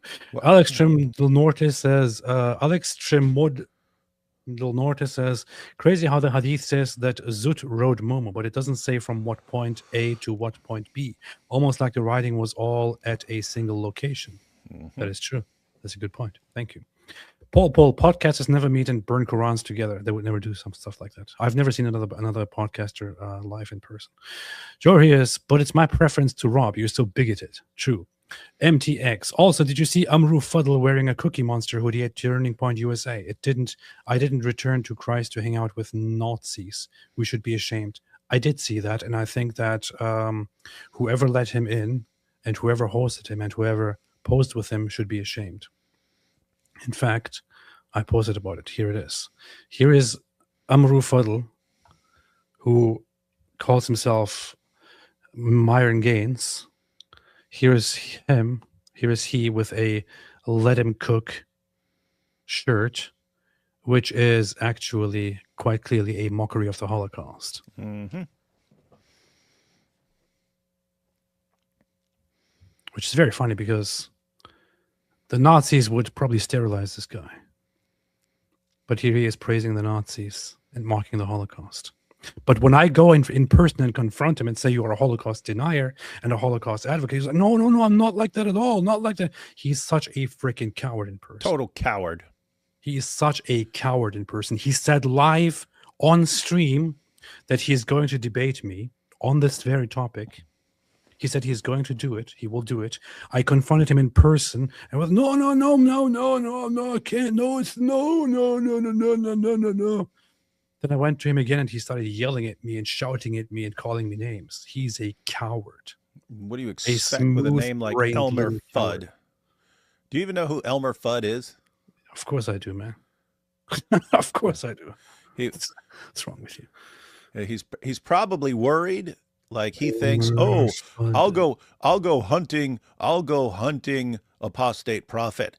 But he's worried that you're going to crawl down a hole and he's going to take his shotgun, point it down in the hole, but you're going to like add a bunch of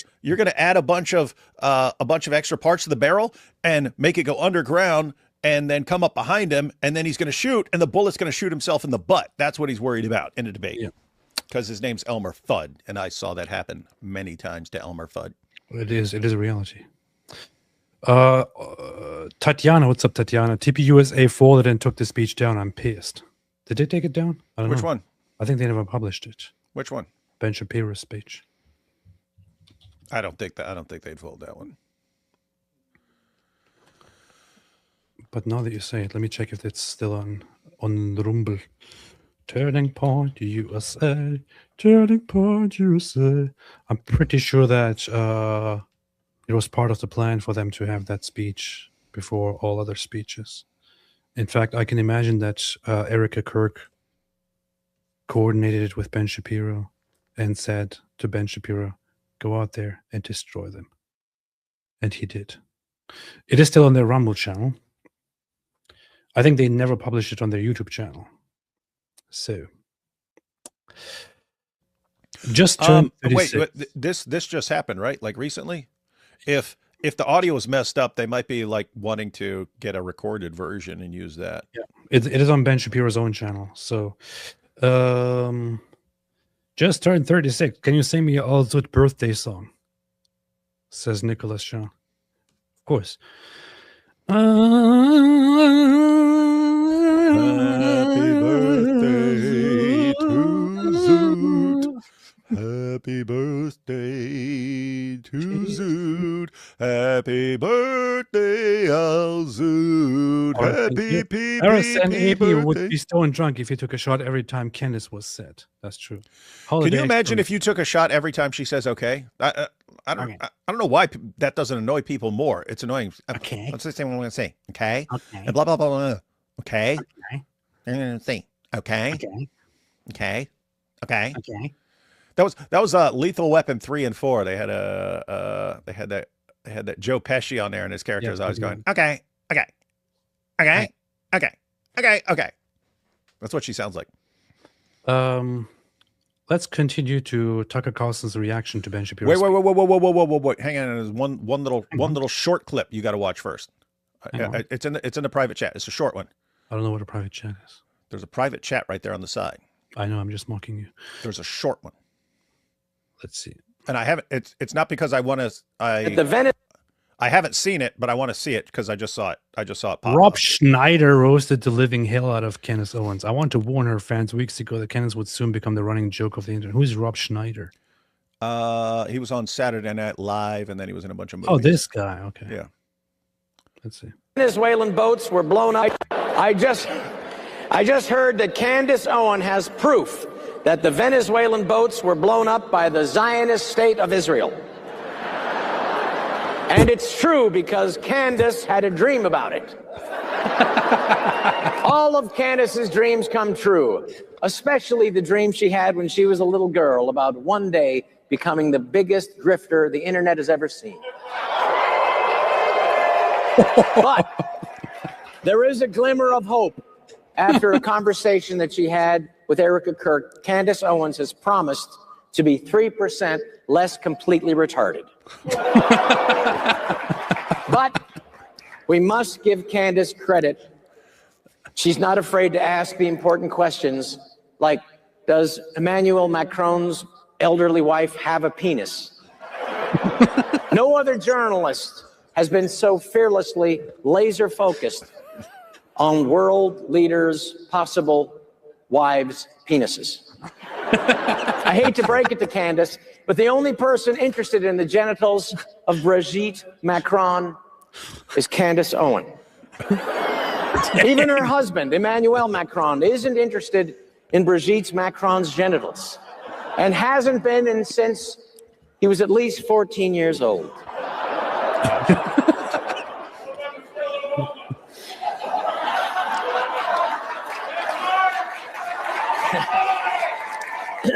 Dude, the audience is joining in. Candace, you're a joke, Candace. But here's the thing. Rob Schneider's a Jew, man. Oh, wow. Okay, so we can't trust him. Alhamdulillah. Because he's a Talmudic Jew. I tried watching Crowder's discussion with Jillian Michaels over the platforming of Nick Fuentes, and it was completely in bad faith, disappointed in him. I gotta check that out sometime. API had to be that guy. Piers Morgan really did get utterly humiliated by Nick Fuentes. I also, unfortunately, didn't get your thoughts on that debate. Yeah, I was supposed to go live about that, but couldn't. Anyway, let's see.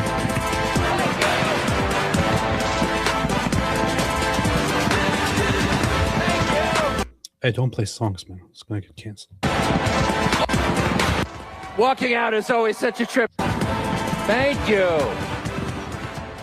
Walking out is always such a trip at these things. Oh, hey. I just got here and Rob Schneider converted to Catholicism in 2023. I was like, didn't he say some Christian stuff? Didn't I see him saying some Christian stuff? Yeah, so he became a Catholic in 2023. Wait, he's a Catholic? Oh, that's funny. I'm a convert to Catholicism. Wait a minute. Candace Owens is a Catholic. Interesting. Why is he criticizing her? Interesting. I feel like I missed the first part of the program. Hope I didn't miss anything meaningful. But I just want to say the first part of the... Now listen to this. Listen to Tucker Carlson's reaction. He came in after Ben Shapiro.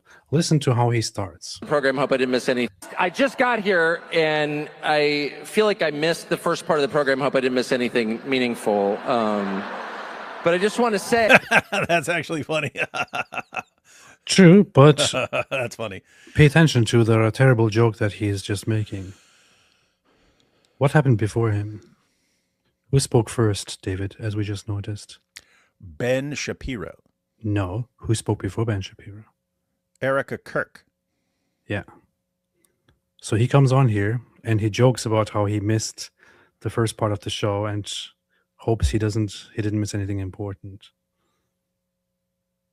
Of course, he's taking a jab here at Ben Shapiro with this very, very funny joke, and thereby also insulting Erica Kirk. Very good move, man. Solid move. Solid move. Hey, I don't think I did. And then he even says, I don't think I did. Very, very solid move, man. He really thought through this joke very, very well. No, I'm just kidding. I watched it. I laughed. That kind of bitter, sardonic laugh that emerges from you when, like, upside down world arrives. When your dog starts doing your taxes and you're like, wait, it's not supposed to work this way. How the hell is that funny? Wait, his laugh? That laugh? How is that funny? That emerges from you when, like, upside down world arrives. When your dog starts doing your taxes and you're like, wait, it's not supposed to work this way. What is this crap? Do you hear the audience? Listen to the laughter of the audience in response to his joke here. That emerges from you when, like, upside down world arrives. When your dog starts doing your taxes and you're like, wait, it's not supposed to work this way. Did you hear how many people laughed? Yeah, that's super funny. What is this, man? It's only the funniest thing ever. Here calls for, like, deplatforming and denouncing people at a Charlie Kirk event. I'm like, what? This is hilarious.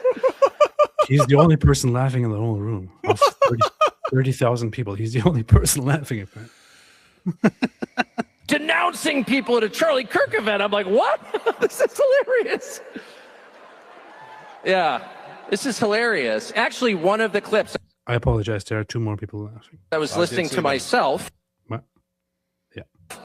Thinking as I often do when I hear myself speak, which is never, because I never watch myself, but at these events they always play like the role of you. And I'm like, that guy is pompous. Woo! Sorry about that. We don't see ourselves clearly.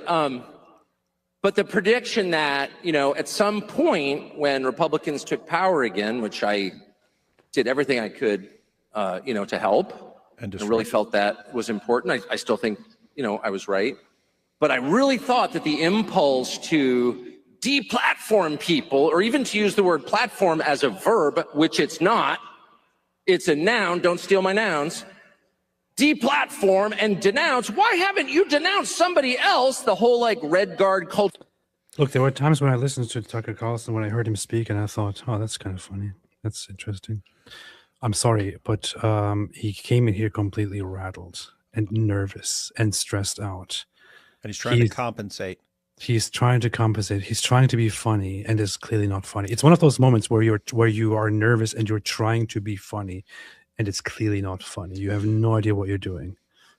and it's so painfully cringeworthy, man. AP, He took it very seriously and very personally. I still try to learn the lingo of the young people, but is this what young people would refer to as cringe? Yes. Okay. I think I'm learning that word correctly. All right. What kind of humor is this, man? What kind of joke is this? But which it's not. It's a noun. Don't steal my nouns. Deplatform and denounce. Why haven't you denounced somebody else? That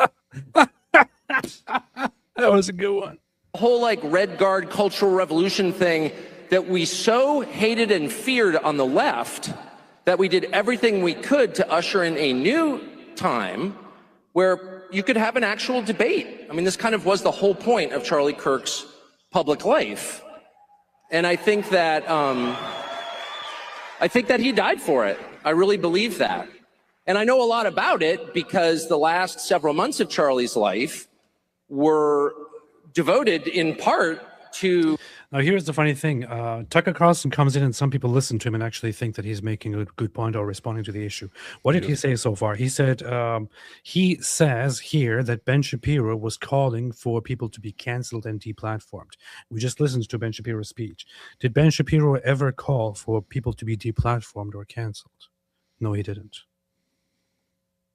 What he did say is that if you're going to host horrible people like this and glaze over them, take responsibility for your actions. Challenge them. Don't glaze over them. That's and what he specifically referred to the kinds of questions you ask. Yeah. He never ever said, don't platform this person. Don't platform that person. Don't platform that person. Tucker Carlson could have very, very well platformed Nick Fuentes and actually challenged him on things instead of inviting him and being like, and AP, would you be fine with that? Because I would be. I would love it. Matter of fact, you were just volunteering to platform Nick Fuentes. You were saying you'd love to talk to him. In fact, as a matter of fact, remember a year ago, you, I, and IP were live. It was supposed to be live on my channel, but I said, hey, I can't do that right now. Let's do it on somebody else's channel. So IP said, I'll do it. So we went on his channel and we made a live stream responding to Nick Fuentes. Nick Fuentes got wind of that and sent people over to spam the live stream and to tell people to invite Nick Fuentes and let him speak for himself. He was actively watching. In fact, he was posting screenshots of our live stream on his Telegram channel. I then noticed that I checked his Telegram channel. I noticed that he's watching us. So I said, hey, if Nick Fuentes wants to come and defend and speak for himself, I am all for it. In fact, I am happy. I'm very, very happy to sit down, invite him to the channel, and have a one-on-one or 2-on-1 or 3-on-1, whatever he wants to have, a one-on-one with Nick Fuentes in which I can ask him all the questions I have. I'm happy to do that. Absolutely happy to do that. The point is not that nobody should be platforming people like Nick Fuentes. The point is that people should be platforming him and asking him proper questions instead of depicting him as a hero. No, not 30-on-1. That's only Muhammad. We still need to make a debate show called Zudit. Yeah. Arguing about this event, in fact, this speech, in fact, my... Yeah. So what Tucker Carlson is doing here is he's going into the speech and immediately straw-manning Ben Shapiro, acting like he is the victim and acting as if Ben Shapiro called for people to be deplatformed. Never happened. Never happened. Speech here, which he asked me to do earlier this year, this summer, and was immediately put under just immense pressure from people who give money to Turning Point, I would assume good people, but who wanted him to take me off the roster. And this has all become public, and the whole thing is so sad that I never talk about it, except to say Charlie stood firm in his often stated and deeply held belief that people should be able to debate, and that if you have something valid to say, if you're telling the truth, you ought to be able to explain it calmly and in detail to people who don't agree with you, and that you shouldn't immediately resort to shut up racist. You shouldn't immediately go to motive. By the way, shut up racist is the #1 reason I voted. Who has said that? What is he even talking about? For Donald Trump. And because they're just sick of it. I mean, first of all, if I was a racist, if I was a bigot, I would just say so. Okay, it's America. You're allowed to be whatever kind of person you want. I'm not. I'm sincerely opposed, have always been, and will always be. But the style of debate where you prevent the other side from talking or being heard because you immediately go to motive. Well, I wonder why you're asking that question. I wonder why. Why are you asking that question? I detect in the question a certain evil in your soul. What is he even talking about? He's talking about with the USS Liberty dude, which that makes perfect sense. Why, of all the things you could focus on in I mean, Ben wasn't saying anything about Israel, and you have an opportunity to ask Ben Shapiro. He just said a bunch of stuff. He's talking about Candace and Tucker and everyone. And what about the USS Liberty? Okay, what do you actually? What's your goal here? What are you trying to accomplish by bringing this up? What is your intention here? That kind of makes perfect sense. That wasn't. He didn't say, "Oh no, why are you asking that question? What's your?" No, he responded to the question. He thoroughly went through it, and then he said, "I suspect that you have an ulterior motive here, because you're focusing on the one thing that is already resolved. Why?" And everyone listening should know that listening to you implicates them, and that they someday may be asked to denounce you, and that friendship is not a reason to defend someone. Love is no defense. I kind of thought we'd reached the end of that, and as far as I'm concerned, we have, and I'm not going to play by those rules. That's not what he said either. I'm not. Yep, that's not what he said either. Yeah, that's not. Oh, loving someone is no reason to defend them. That doesn't mean you should just mindlessly agree with everything they say and never criticize their insane ideas. For example, I'm friendly with David, but I always point out that David is a horrible person. For example. Yeah. See, you can do it. Yeah. Not going to engage in that.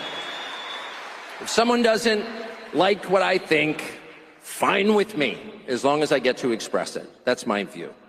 But since we're on the topic, I think I should take the opportunity to explain why Charlie was under all this pressure. And I think Erica, who I just saw backstage, and whom I love, and who I can tell you is totally committed to continuing the core principle of Charlie's public life, which is the right of every person to express what he believes.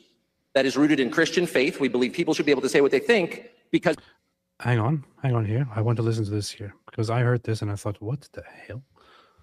Life, which is the right of every person to express what he believes. That is rooted in Christian faith. We believe people should be able to say what they think because they have souls. They're human beings created by God. They are not slaves. They are not animals. They are not objects. You cannot tell another human being to shut up, even shut up racist, because you don't own him. He is an independent, autonomous person created by God as an individual. Okay, so that's where that belief comes from. That's where free speech comes from. And there's no accident. This is the only country in the world that protects it because our founding documents were informed, as you just heard so nicely expressed by Michael Knowles, my friend, by people who self-consciously incorporated Christian precepts into their structure of government. So Charlie was committed to that, but the people around him were like, you can't because it's not that Carlson's wrong. My only point was I don't want a land war with Iran. So here's my question, David. He says here that that free speech is rooted in Christianity. It went further, and his channel actually posted, "This is the basis of Christianity." The basis of Christianity. I'm not an anti-Semite for a very specific reason, not because it's unpopular or my donors don't like it. I don't have any donors. I'm not an anti-Semite because anti-Semitism is immoral. In my religion, it is immoral to hate people for how they were born. Period. But that is not a limited principle. That is a universal principle.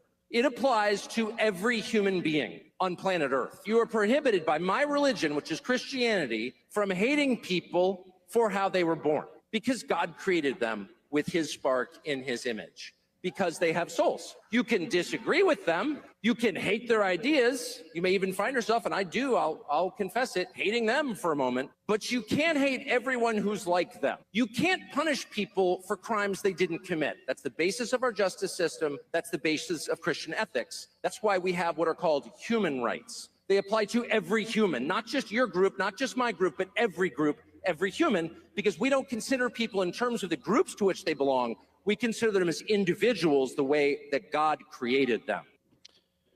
It kind of appears weird to me to say this is the basis of Christianity.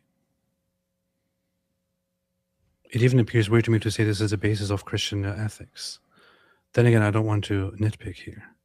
No, that is a weird way. I don't know what he's intent. This is the basis, like the foundation of Christianity. What? That's what it sounds like. That's a weird statement. I don't know. The basis of Christianity is this. Yeah, keep in mind though, that's the Tucker Carlson network. I don't know if Tucker actually said that versus some like 16-year-old intern or something. That's a very strange theological point here. So anyway, let's continue. I got over my skis and said I didn't want another regime change war with Iran. Rather than explain why we should have a regime change war with Iran, which I'd be happy to listen to, he's an anti-Semite. He's an anti-Semite. Which I said, well, obviously that's not true. And Charlie said, I know. And then it just didn't stop. So I continued to say, I'm not an anti-Semite. He's really understating his obsession with regime change war with Iran. Yeah. Yeah, I have to say, when people are calling him an anti-Semite, was it because he's platforming like every anti-Semite on the planet to say every deranged conspiracy theory about Jews and not pushing back and helping them do that? Or was it because he said he's against the United States being involved in a regime change in Iran? Which one of those was why he was called an anti-Semite? It's because he was hosting all the neo-Nazis and letting them spew all kinds of lies and conspiracy theories and evil. So he's just strawmanning right now? And he was hosting people and also agreeing with them that Israel is basically behind everything and the Jews are responsible for things and all that without any pushback at all. And lastly, even now, for hosting Nick Fuentes and licking his genitals, basically. That's why people were calling him an anti-Semite. And I believe that he's an anti-Semite. So. We don't care what you say, you're lying, you are. So let me just affirm one final time, not only am I not an anti-Semite, and would say so if I was, I'm not an anti-Semite for a very specific reason, not because it's unpopular or my donors don't like it. I don't have any donors. Hold up, hang on. Who's he? He's not responding to Ben here, right? Because Ben was basically criticizing Candace and him for like dividing what was happening, right? Causing division where awesome things were happening and ruining it. I don't think he knows what he's responding to. I think he just heard, oh, Jew said something, therefore I'm being accused of being an anti-Semite right now. That's true. I'm not an anti-Semite because anti-Semitism is immoral. In my religion, it is immoral to hate people for how they were born. Period. Now, I have to say one thing, which is, as much as I dislike, and at this point, dislike Tucker Carlson, credit where credit is due, he could have simply refused to say that. So the fact that he did indeed go out here, and even if with an ulterior motive, right? Even if with an ulterior motive, the fact that he did go on here and say that he's not anti-Semitic because anti-Semitism is evil and immoral, I actually appreciate that. That said, I don't believe him. But that is not a limited principle. That is a universal principle. Now, David, you will never guess where he goes with this thought. It applies to every human being on planet Earth. You may not. You are prohibited by my religion, which is Christianity, from hating people for how they were born. Because God created them with his spark in his image. Because they have souls. You can disagree with them. You can hate their ideas. You may even find yourself, and I do, I'll confess it, hating them for a moment. But you can't hate everyone who's like them. You can't punish people for crimes they didn't commit. That's the basis of our justice system. That's the basis of Christian ethics. That's why we have what are called human rights. They apply to every human, not just your group, not just my group, but every group, every human, because we don't consider people in terms of the groups to which they belong. We consider them as individuals the way that God created them. So anti-Semitism is not just naughty, it's immoral. Naughty. And it is precisely as immoral as hating any other group. And that would include other groups in the United States that are hated and have been under attack for decades. And that would include white men who did nothing to become white men. They were born that way. And just because you have a beef with a white man, let's just say Donald Trump, doesn't mean you get to punish all the rest of the white men in the country. What decade is this, man? I agree with him completely. I agree with him completely. Anti-white racism is bad and nonsense, and I agree with that completely. But I'm sorry, but this just strikes me as an attempt to somehow win the audience over again by appealing to something that people in a conservative environment maybe care about on some level still, although nobody's talking about it. Like, hey, let me say something that you guys might agree with. let me say this one thing that everybody here might agree with because this is a conservative event. What about, hey, hating white people is bad, right? Dude, look, I agree with you fully. But this is just such a pathetic attempt, man. It is, you can see through it. It's such a pathetic attempt at winning people over. You can say something that I completely agree with, but it's so obvious that you're in a completely irrelevant environment and time bringing it up just to win people over, to touch this emotional bone somewhere. It's so pathetically ridiculous. And yet, our leaders, not just of our Congress. But David, it gets worse. You will never guess where he takes this thought. The executive branch under Biden, but of every major U.S. corporation, of every college in the country, probably except Hillsdale and 2 others, every single one for more than 10 years has engaged in a systematic effort to hurt white men because they are white men. That is racism that is precisely as bad as anti-Semitism, but it is much more widespread and has been so far much more damaging.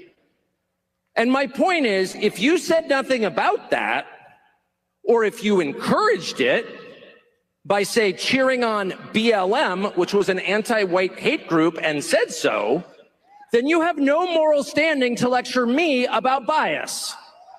Period. Because all bias is the same. You are not allowed to hate people based on their bloodline. We do not believe in blood guilt. We reject blood guilt. That's why our justice system is just. That's why our religion is just. Every person has the possibility of transformation. Period. Paul is wandering around, Saul of Tarsus is wandering around murdering Christians. Then he decides, well, I'll walk to Syria. And he's met on the road by Jesus, who changes him. And in one day, he becomes the most energetic church planter and apostle. He was on a horse of Christianity in one day. Period. He went from enemy to leader in one day. This is so funny. He's just rambling, man. There is no. Hey, what will be appealing to a lot of these people? Hey, everyone's at war against white people, right? Hey, we don't like the people who are mad at white people, right? Hey, what about hating white people? What about, hey, we like Christianity, right? Christianity? We're like, yeah. What about, hey, Christianity? See Christianity? Yeah. This guy is rattled. He has no idea where he's even going with this. And that possibility exists for every human being, every human being. That's what our Christian faith tells us. That's also what our eyes tell us. There are no permanent enemies. There cannot be. And I would extend this to even people who attack me from this stage. They'll say, if we agree on something, I'm happy to be friends with you. You may have been mean to me one day. Well, I was mean to you too. That's all right. There's always the possibility that we can recognize we have more in common than divides us and come back together. There are no permanent enemies. There is no such thing as blood guilt, and collective punishment in this country, in the Middle East, anywhere on the planet is totally immoral. And if you want to know what makes America exceptional, it's that idea. And it's our job to defend it. So I guess I would just say to the many organizations now, and particularly this applies to the Anti-Defamation League, which has cheered on anti-white hatred for decades, has attacked anyone who said anything about it, which has been... Look how the audience doesn't even care. One of the most aggressive cheerleaders for hate against white men in the United States, now trying to lecture the rest of us about hate. I would say it's enough to point out the irony of that. Come to our side, which is the side of humanity, and oppose all hate against all people. Say out loud, hate against whites is every bit as bad as hate against Jews. It's a universal principle, or it's not a principle. It's just a preference. If it's not a universal principle, it's not a principle. It's just a preference. It's just identity politics. He lost the crowd, man. And we've had enough of that. And that's the one thing that will destroy this country, certainly. The only thing that will save it is the understanding that principles upon which America was founded apply to every single human being always. So I just want to say that. By way of saying that I'm not just... Look at the response from the audience, man. They're loving it. They're loving it so much. Oh, it's such a good speech. Just situationally opposed to anti-Semitism. I'm actually opposed to anti-Semitism. And I hope that the ADL will join me. I'll send them money, by the way, if they come out against hate aimed at anyone and everyone. Whites. Hope they will. But let me just say something more broadly about where the conservative movement, whatever that is, the people who voted for Trump, the Trump coalition, and the supposed civil war going on within that group. I don't think it's real. I think it's fake. I think it's totally fake. I don't think, and I've had cause to think. But David, you will never guess where this is going.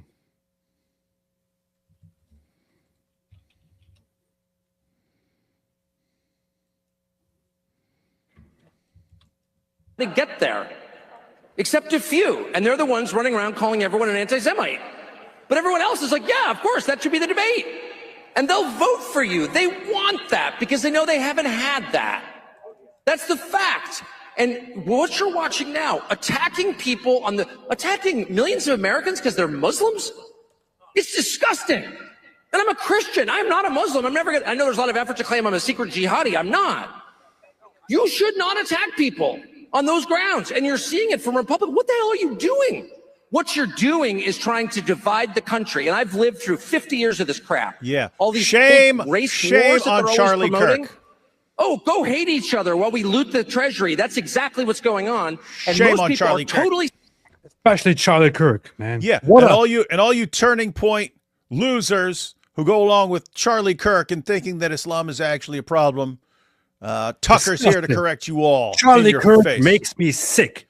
In your face. Islamophobe Charlie Kirk makes me sick. It's disgusting. Disgusting to all see of this. Turning Point is disgusting because they have a problem with Islam. There was, by the way, no context at all leading up to this. He just randomly started talking about how people hate Muslims. You know what it looked like? I mean, it looked like okay, people are accusing me of being an anti-Semite. A Jew just said a bunch of stuff, and people were obviously on his side on a bunch of it. So let me start off. I'll say anti-Semitism is bad, and I'm not an anti-Semite, so I'll defend myself. Then I'll win over the crowd by saying, what about all the attacks on white people? Colleges are against white people. That'll win over the crowd, and then I'll make my commercial for Islam that Qatar paid me to put out there. Qatar. Now let's see how Islamophobic Charlie Kirk was. Thanks to chain migration, Muslims are now a majority in Michigan's Dearborn Heights, named after a Revolutionary War general. Now, local police have rolled out the country's first ever police badge with Arabic script. When you get conquered, you get a new language. Dude, this was September 4th, several days before he was killed. This guy was really Islamophobic, man. Yeah. It's a good thing Tucker's finally calling him out right there at AmFest. Importing millions of Muslims is civilizational suicide. Europe must stop or die. September 2. This guy is crazy racist, man. Wow. August 31. They aren't even hiding their intentions. Muslims plan to conquer Europe by demographic replacement. Will Europe wake up in time? Dude, man, this guy's crazy. This guy's crazy, man. Yeah, I mean, think. Why can't Tucker be more direct like Ben, right? Ben laid out some really bad, really dangerous ideas, and then he named names. He called them out by name. Hey, look at this. I'm talking about Candace. I'm talking about Tucker. He called them out by name. Tucker here is going off on the Islamophobes and so on. Why isn't he just calling them out by name and saying, and this is about, I'm talking about Charlie and the damage he's done to Muslims. This is the best Charlie Kirk tweet, by the way.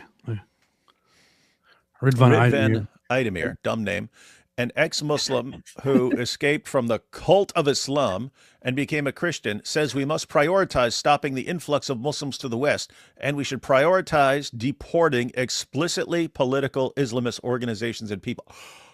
I agree. Well, as long as he said this like 20 years ago, before he had time to think through things and so on, we can forgive him for things that were said, years ago. Oh, wait a minute. He said it on July 27th this year. Oh, dude, how are you not making like a short video about this? Posting what Tucker said and then posting a bunch of things that Charlie Kirk said. So let's see. How? Charlie posted my speech and said an ex-Muslim who escaped from the cult of Islam and became a Christian says we must prioritize stopping the influx of Muslims to the West, and we should prioritize deporting explicitly political Islamist organizations and people. I agree. This is Charlie Kirk. And then posts my speech. Wait, what the hell? There must be something wrong with Twitter. Because had I ever... That doesn't make sense. I must have liked and retweeted that at least once. Huh. Interesting.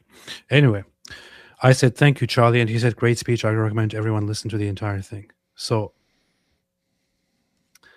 this is what Charlie thought. But Tucker Carlson thinks this is very Islamophobic, of course. Very, very bad. Here is Charlie Kirk again. Muslims are commanded to take over the government in the land they live. The attempted Islamic takeover of America is made possible thanks to mass migration. Crazy, man. This guy's crazy. Crazy, crazy, crazy, crazy. Crazy, crazy, crazy. And so on. So Tucker Carlson goes on stage here and gives a speech and directly attacks Charlie Kirk. And I'm a Christian. I'm not a Muslim. What? It's so easy. You play you do a little intro. Hi, this is the Apostate Prophet, and welcome. I hope you're having a wonderful day. And you play a couple clips of what Tucker. You play the clip of what Tucker just said, and then he said, and then you say, here's some tweets. You go through some tweets, and you title it Tucker Carlson blast Charlie Kirk at AmFest or something like that. Boom. Nice. You're back, baby. You're back to making videos all of a sudden. And it would be easy. You could do all of that in an hour. I'm already in the process of getting back to making videos. Oh yeah, I keep hearing that. I've heard that for the last 7 years. This time it's for real. And what you're watching now, attacking people attacking millions of Americans because they're Muslims, it's disgusting. And I'm a Christian. I'm not a Muslim. I know there's a lot of effort to claim I'm a secret jihadi. I'm not. You should not. It's so funny how he has to clarify that he's not a secret jihadi. I'm not. I'm not a Muslim. I know there's a lot of effort to claim I'm a secret jihadi. I'm not. Really? Seriously, I'm not. I swear, I'm not. I'm not a secret Muslim, I swear. Believe me, I'm not. You should not attack people on those grounds. And you're seeing it from Republicans. What the hell are you doing? What you're doing is trying to divide the country. And I've lived through 50 years of this crap. Where he, by the way, participated in talking trash about Muslims and Islam. Now he's acting like others did it. Anyway, now that David is gone, let's finally take some super chats. Zutkert Katarson, good job. Well done, very nice, I agree. Don't call Candace what you call her in the thumbnail. It's unfair to lump innocent people with Down syndrome in the same category as her. Well, I wouldn't say that calling somebody retarded targets or in any way insults people with Down syndrome. I don't think so. Similar as calling somebody dumb for expressing a very dumb opinion, or calling somebody stupid for expressing a very stupid opinion does not equal insulting people with a low IQ. I don't think that people with a low IQ can do anything for it. So when I say that somebody is of very low intelligence or somebody is very stupid because of something very stupid that they said, I am not thereby insulting people who have a low IQ problem. I'm just pointing out that somebody is saying something that sounds incredibly stupid for an intelligent person. Similarly, somebody who seemingly has a functioning brain but can't form coherent thoughts and is incredibly retarded in their thinking, I would call retarded because they are speaking in a very retarded way for an intelligent person, or for a healthy, normal, regular person. I'm not saying that people who have intellectual deficiencies or disabilities are bad or anything like that. So. Kale Grandy, Piers Morgan is so annoying. Terrible interview, like Jerry Springer without the fight. So unfortunately, Nick did make him look foolish, probably. Blue Moon, Candace now is back talking about the Holocaust and Jews, all because a Jew talked about her. No, she is not anti-Semitic at all. FYI, she compared what Ben did to a slave owner going after his slave. I know she did. She's a horrible person. GV, God bless everyone here. Russell Brand's accent isn't as bad as northern Minnesota accents in the 1980s. I swear that weren't speaking Americans. He doesn't have an accent. You have an accent. Matt, Tucker is but a stone throw from taking his shahada, about as far as Abdullah ibn Masud was from the other suit. Fox McCloud, Groiper for the most don't actually go to church. They like to LARP on the internet. Huh. That's what you claim. Bad Islam Choices says, Candace and Tucker have moved the Overton window so far that my feed is filled with actual memes glorifying Hitler. They enabled it to be mainstreamed. They have indeed.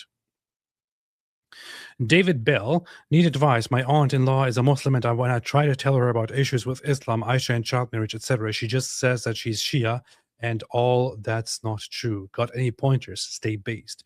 David, do you have any recommendations? Thank you. Well, all of the experiments. Sorry, go ahead.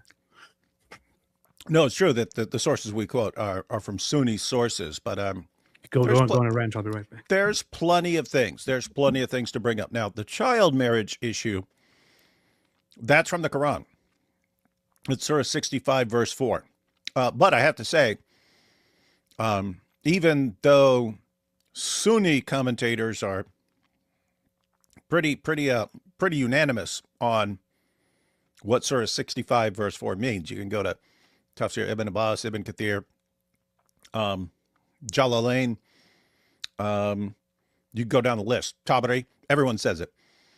That 65:4 is about marrying, having sex with, and divorcing girls before they've reached the age of puberty. I don't think I've ever looked up what Shia commentators have said about that. So, yeah, but I mean, you can go with other issues. So anyway, and you can always say, whatever the issue is, that if the vast majority of Muslim commentators who are Sunnis all came to the same conclusion about what the Quran is saying there,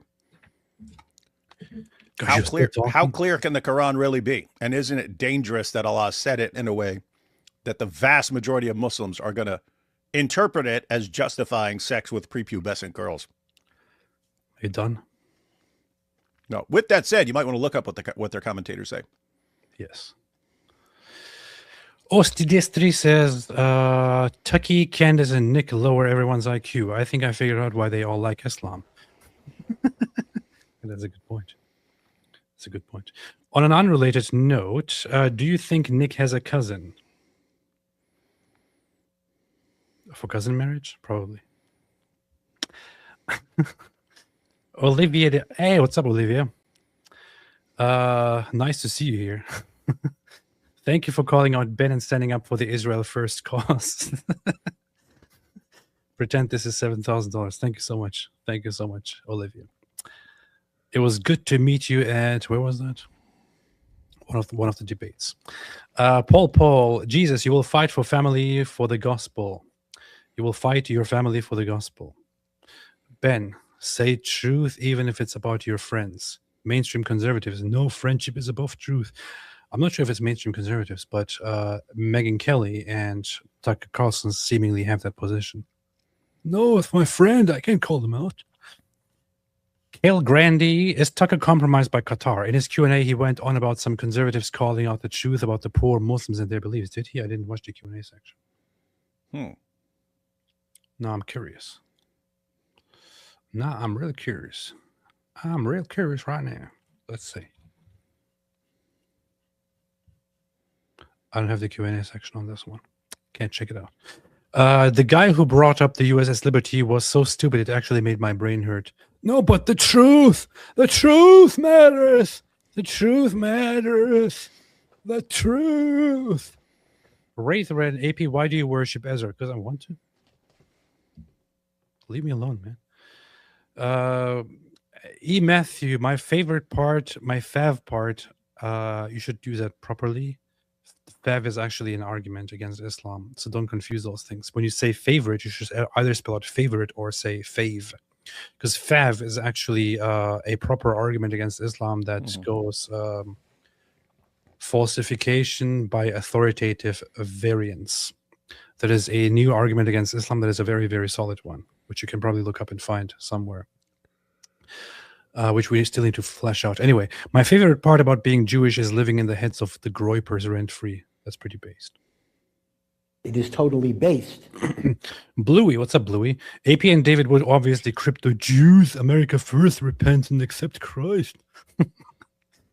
Ostidestri, AP, if you ever meet Ben Shapiro, you need to ask him why he thinks Ezra is the son of Allah. We need to know the truth. Hey, that's a very, very good idea. I'm gonna keep that somewhere in my mind. I'll go up to him and ask him why he worships Ezra. Paul, let's cancel relations with Japan, Pearl Harbor. True, let's do it. 4-star ball FTW says, your Judeo-Christian theology has failed miserably. Right-wing young men are unapologetically America first and Christ only. Nice try, though. Hey, thanks for the $4.99. Appreciate it. Get Al-Zuted says, Groiper, stop noticing that I'm approaching my late 20s. I'm still a virgin and live with my mommy. Stop the noticing. People big mad when you notice. Yeah, that's you in the previous comment. Cars and Dimension, hundreds of Allied troops in gliders were killed by friendly anti-aircraft fire during invasion of Sicily. It was probably deliberate. All friendly fire is deliberate. And we will never forget. Yeah, I never forgive. Too bad Islam choices. Pretending to care about the USS Liberty is a litmus test. It is very much. Jack Ray gifted 50 Apostate Prophet memberships. What's wrong with you? 50 memberships? That's a lot of memberships. That's a lot of memberships. Do you realize how many people you have imprisoned into this cult of which there is no way out? I don't know. At some point, can you imagine if Jack Ray gifted a membership and like the penalty for leaving the memberships is death. Like you said, we're gonna kill you if you leave. That's basically Islam. That would be based, just like Islam. Islam is based. Amit Yanuka, the USS Liberty was an American false flag anyway. True. Paul, Jewett podcast, guy who found people are pranking Candace on her tip line, calls Candace fans Cantifas. Tend to agree, but will change first A to U. Very rude. 16 Medic RN gifted 1 membership. Thank you for this generous friendship gift. Jack Ray, hey AP. Oh, hi David. I have to remember to use our super secret wingnut wave sign. This one. Also, remember the password. That's interesting. You forgot it last time. Yeah, I forgot it. I cannot repeat it here because it's secret. Caleb Robinson, did Muhammad commit shirk when he was worshipped that day? When he worshipped that day, he did. Liam Scott, I believe Candace that the mold did affect her brain. That is true. Very, very true. Camden, to make everyone happy except Muhammad on Nerdrotic, I sent a super chat there about the Al-Zut. What is Nerdrotic? It's one of those nerd shows. Nerdrotic, 1.23 million subscribers. I sent a super chat there about the Al-Zut, and the chat knows about the Al-Zut. You see Al-Zut? Nice. Dude, everybody knows about the Al-Zut now. Yeah. Shame on those who don't know about the Al-Zut. Mandace the Menace. Mandace the Menace. Nice. Ben Shapiro's sister is not attractive. Are you? I'm banning you. All right, banned. Alex Tremor del Norte says, you might have mixed up the title with the other book, Jews and the American Slave Trade by Saul S. Friedman. Might have done that. Yeah. Unicorn, a Muslim can buy a black African slave for $400 in Libya right now, still today. 1,400 years and still going. Hi, AP. David, thanks, as always. Thank you. Thank you. 4-star ball FTW, you're obsessed with Jews. David, would last 10 videos, 8 out of 10 were in Islam. The lack of self-awareness is amazing. That's funny. Jack Ray, what's worse, a chat full of junior idiots or a chat full of gropers? No, really, which is worse? I would say that junior idiots is actually better. Gropers is worse. At least the junior idiots are kind of entertaining. Yeah. Elon, kind of funny.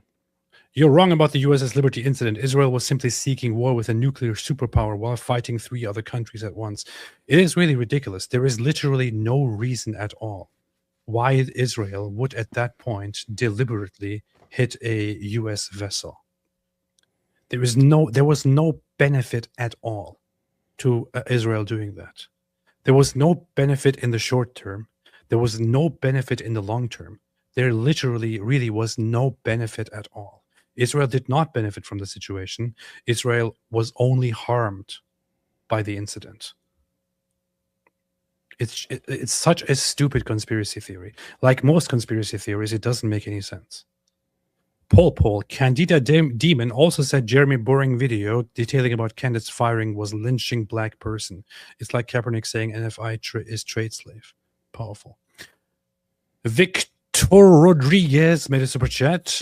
Deborah Leonelli says Tucker's mouth is moving, he's lying. That's very rude. GoatHub.com, debate Nick in person so he cannot use an earpiece. That would be very nice. RSN says Tulsi Gabbard spoke on the threat of Islam at the event. It's published on YouTube. Did she? Tulsi Gabbard. On YouTube. America First. She probably spoke of the threat of Islamism, didn't she? Because that's what she usually does. I'm really curious. Aloha, I am proud and who deeply believe in STEM.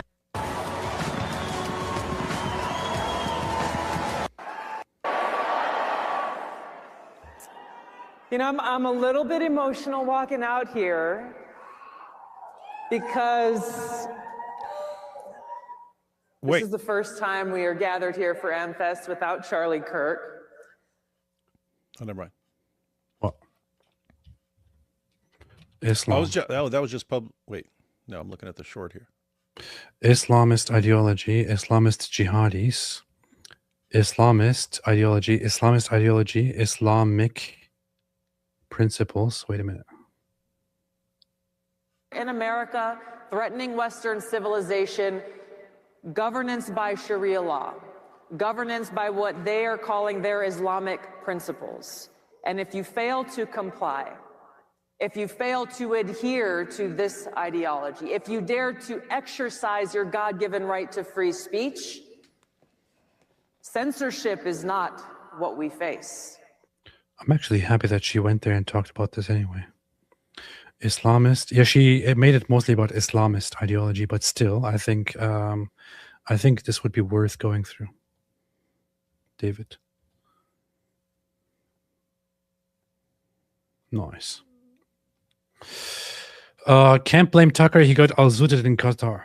So sad, says Camden. Allegedly, we don't know that. Leonard Audrey says, it's good to see my Fav Mossad agents, Candace, incoming major meltdown.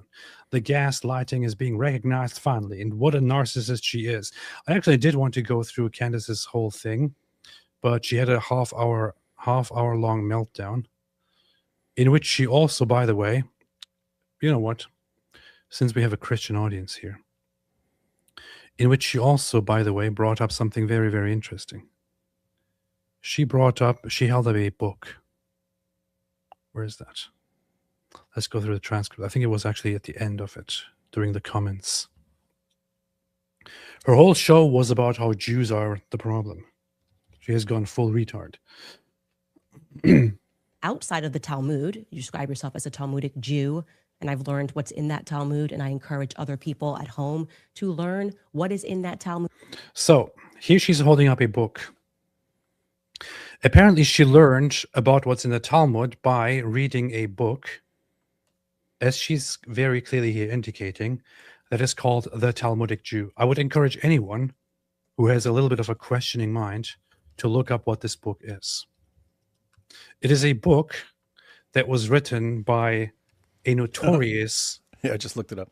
Notorious guy named August Rowling, who was a great inspiration to the Nazis. Dang, yeah. Hey, the term the Talmudic Jew primarily refers to an infamous, widely discredited, anti-Semitic book by August Rowling, first published as Der Talmud Jude in the late 19th century. The book and the phrase itself are core components of historical and modern neo-Nazi and anti-Semitic propaganda, relying on fabrications and misrepresentations to portray Judaism as immoral. Huh. This How guy are was you not actually making a little video on that, man? This guy was here and actually directly challenged by scholars, Jewish and non-Jewish, on the contents of the Talmud in his time. He lived in the early 1900s, and he was completely clueless. He was challenged to give a translation of a simple Talmud passage. He was incapable of doing so. August Rowling is the guy. He is a he's dead. He was a pseudo-theologian. And here is the funny thing. So the book is full of lies about Jews and about the Talmud. He openly and clearly misrepresented things. He didn't understand the Talmud. He just made up things, as the Groypers do nowadays. But you know what the bigger problem here is, actually? The bigger problem, at least for now, in front of a Christian audience. This author, August Rowling, he didn't just hate Jews. You know what he also hated? Protestants. According to August Rowling, Protestants and Jews were basically two sides of the same coin. Evil people following an evil, I'm not sure, I don't remember what exactly he called it, but two groups that fell for the lies of the devil and that are basically ruining everything. That guy, August Rowling, who is a discredited, evil, ignorant Jew hater, was also very much hating Protestants. Of course, Candace Owens goes for people like that. And, you know, the target here is not just Jews. The target also very often turns into other Christians. Protestants, for example. The guy also hated Protestants. So she is up here promoting as a very reliable source, a guy who didn't just hate Jews, but also hated Protestants. Yes, by the way, Charlie Kirk was a Protestant to his last day. But she doesn't care. She hates you guys. Here I am appealing to the audience, as she usually does. She hates you guys too. And I was also reading this book called The Protocols of the Elders of Zion and Mein Kampf. And they have some really great ideas that all of you really need to read and to understand what's going on, okay? So here you go. If you want to draw connections, here's a very solid one. Candace Owens is an open enemy of Jews and of all Protestant Christians. There you go.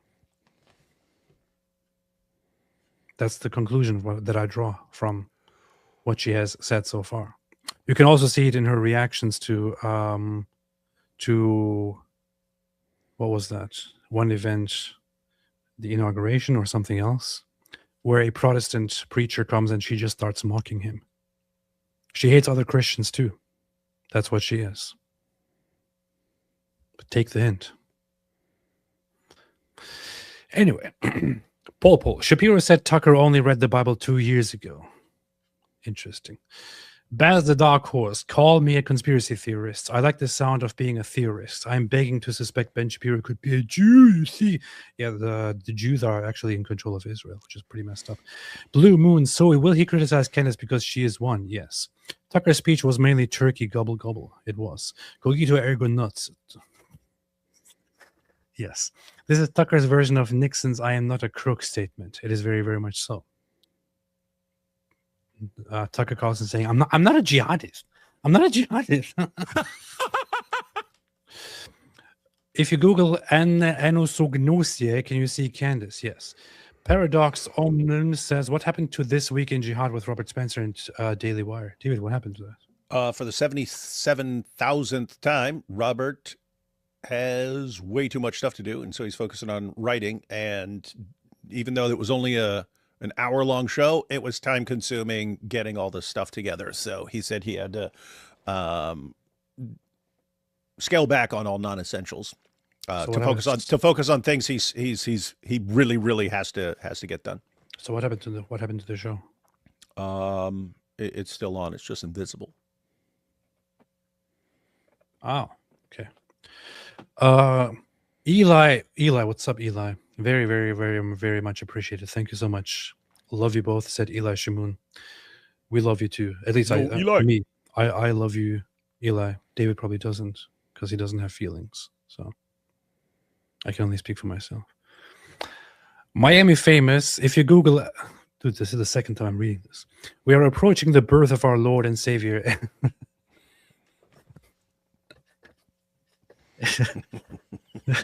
These Ezra posts get out of hand, man. These Ezra worshippers are out of control, man. It's on December 26th. Disobey 5615. Woohoo! I made a live stream finally. You didn't make a live stream. I made a live stream. You're just watching it. Paul rumors Tate coming to Miami. He has a federal warrant. That would be very funny. I also just saw that people are pushing Keir Starmer to have Andrew Tate delivered to the UK for his legal proceedings. Now, Keir Starmer is disgusting, but that would be the one thing that I would think is actually good that Keir Starmer did, if he did that. Favidio7 says, at this point, Charlie passed in vain. No. Not necessarily. No, it's not done. If the Candace crowd wins or something like that, then you'd say, okay, then it didn't go in the direction we were hoping. But if I don't know, if people rise up and say, hey, you're not destroying this. This sign is pretty cool. Stop. Erica Kirk. It's pretty based. Gusep says, why does the Al-Tirmidhi version of the Al-Zut Hadith leave out the sus content? Is this proof that the writing stuff was a later addition? No, it's actually proof that the writing stuff was later removed. Yeah, normally that's how historians. I mean, I don't know how historians approach this particular story, but normally Dude, you don't add you don't add in embarrassing stuff. You are the historian, man. You get rid of embarrassing stuff. In fact, I mean, we know this happened historically. I mean, things like the satanic verses and stuff, Muslims ended up like trying to scrub that from history. And like in the case of like Ibn Ishaq, like the later editor, Ibn Hisham, actually removed it from the text. So we know they remove embarrassing stuff that makes Muhammad look bad. They don't add embarrassing stuff that makes him look bad. Dude, when did we start this whole thing of ratioing the Muslims hardcore? That was pretty good. This is a sincere question to non-Muslims who hate Muslims and Islam. Why do you hate Muslims and Islam? 183 likes. I responded to it with, we hate Islam because it promotes child marriage, slavery, sex slavery, killing apostates, killing blasphemers, fighting disbelievers, subjugating Christians and Jews, beating women, insulting Christians, insulting other religions, stupidity, Don't let Tucker hear you say this, man. 7.6 thousand likes. These poor guys, man. These poor guys. These guys are getting zooted left and right. When did we start this? Candace in confession, bless me, Father, for I haven't sinned, but Israel made it look like I sinned. The feds were in on it because GoTup.com says Cam Higby just did an amazing debate on USS Liberty. Really? I gotta check that out. Paul, Candace said on show, people who criticize me will go to hell. Sounds like blasphemy, quit herself, condition for redemption, no soup retweeted the video. Really? Gotta check that out. Gotta check that out. When was that, though? She no soup posts like 50 million things a day. So, no offense. I have to find that. David, what's the title of your sharing with nice Muslims video? I looked for it for my wife, but couldn't find it. She has a Muslim friend. Says Noel2174. Yeah, it's on some of the couple of the archive channels, but it's called How to Share Unpleasant Facts with Pleasant Muslims, if I recall correctly. Something along those lines. How to Share Unpleasant Facts with Pleasant Muslims, I think. Pleasant Muslim? There are pleasant Muslims, you racist. Gosh, Tucker was right about you, man. Oh, I thought you were being sarcastic. Tucker Carlson slams Charlie Kirk, an apostate prophet, at Amfest. Ash Mays, not a single Jew in the history of Judaism has ever described themselves as a Talmudic Jew. Yeah, I caught that too. She says here, wait, I think that you know what Ben Talmud is. You're obnoxious. You have absolutely no values that exist outside of the Talmud. You describe yourself as a Talmudic Jew. Yeah. Nobody has ever called themselves a Talmudic Jew. No values. Well, Ben obviously does because Candace just said it. You describe yourself as a Talmudic Jew. I'm a Talmudic Jew. I'm a Talmudic Jew. I only follow. And as everyone knows, I'm a Talmudic Jew. That's what I believe. I'm a Talmudic Jew. I'm a Talmudic Jew first. I'm a Talmudic Jew because everything outside of Talmud is trash. Never happened. If it's not Talmud, it's crap. Kenneth says I can't be a Catholic because Jew. Probably. Miami famous. You check my account. I don't want to waste your time. Okay, good. We'll do it. Many bipolar people have anosognosia. Good. You will see why Kenneth cannot stop. Good. Why can't Dr. Wood and AP fill in for this week in Jihad until Dr. Spencer has more time? Or one of you guys do research for Dr. Spencer? David, yeah, David, why don't you do that? What's wrong with you? Yeah, that is... What kind of friend are you? Dude, this is complete idiotic nonsense right here. Robert was able to What's wrong with you, man? Robert was able to do that because he covers Jihad all week and picks up all the major stories and would cover them. If you're saying we should do that, you would say you'd be saying we should spend all week studying Jihad, the latest cases of Jihad around the world so that we can do that 1 hour show. No, you're saying don't do all the other stuff we're doing. No. And plus, I don't care. You can literally go on Robert's site, Jihad Watch, and get all the stuff. We were just talking about it in a live stream. Or I'll say, if you want that show done, you can do the show. You can read all that stuff and do a show about it. Yeah, and if it's not in the Talmud, then it doesn't matter to me anyway, because I only follow the Talmud. Whatever is in the Talmud, that's what I follow, because I'm a Talmudic Jew. If it's not in the Talmud, then it's probably trash. I'm not going to do it. Paul, it was 2 weeks ago, I think. Use Grok to find it. Oh, no, I'm not going to use Grok to find it. Grok should use me to find it. Go top because music. he doesn't like the truth. I'll find you. There can only be one. To be honest, I'm getting Candace fatigue. She's so exhausting. She is indeed. Everybody's getting Candace fatigue. No, she said that can't be Jewish and Catholic. Really? She did say that? That's pretty messed up. Oh, yeah. No, yeah. She was saying that. She was saying you have to pick one or the other. And she said the moment you decide to be a Christian, you are no longer Jewish. And I'm going to have to be Jewish because I want to follow the Talmud. I'm a Talmudic Jew because I remember responding to that where Paul is talking about himself as a Jew, and then when he's greeting Paul can't be a Jew because when he's greeting all the Christians in the church at Rome, he's like specifically mentioning ones who are his fellow Jews and so on. So he didn't think that once you became a Christian, you were suddenly no longer Jewish. But I can't be a Jewish and a Talmudic Jew and a Catholic because you have to Candace be a says Talmudic so. Jew or a Catholic. So. Candace decides these things. Can you do me a favor and quickly check it? No, I can't. Lugusep said, I thought you were going to review the Javad debate. I thought so too. All right, David, anything else? What are we doing tomorrow? What do people want us to do tomorrow? Good point. All right. Hey, hang on. Everyone. While AP's been goofing off and dilly-dallying, there's been like 9,000 live stream worthy topics. It's called 9,000, not 9,000. There is a D at the end. 9,000 live stream worthy topics. We have to pick one for tomorrow. So I'm going to go to sleep after this. But tomorrow I'll check the comments on this live stream. So tell me which topic you'd like us to focus on for tomorrow's live stream. And then if you see someone mentioning the one you were thinking of, like that, and I'll look and see what people want most. And leave a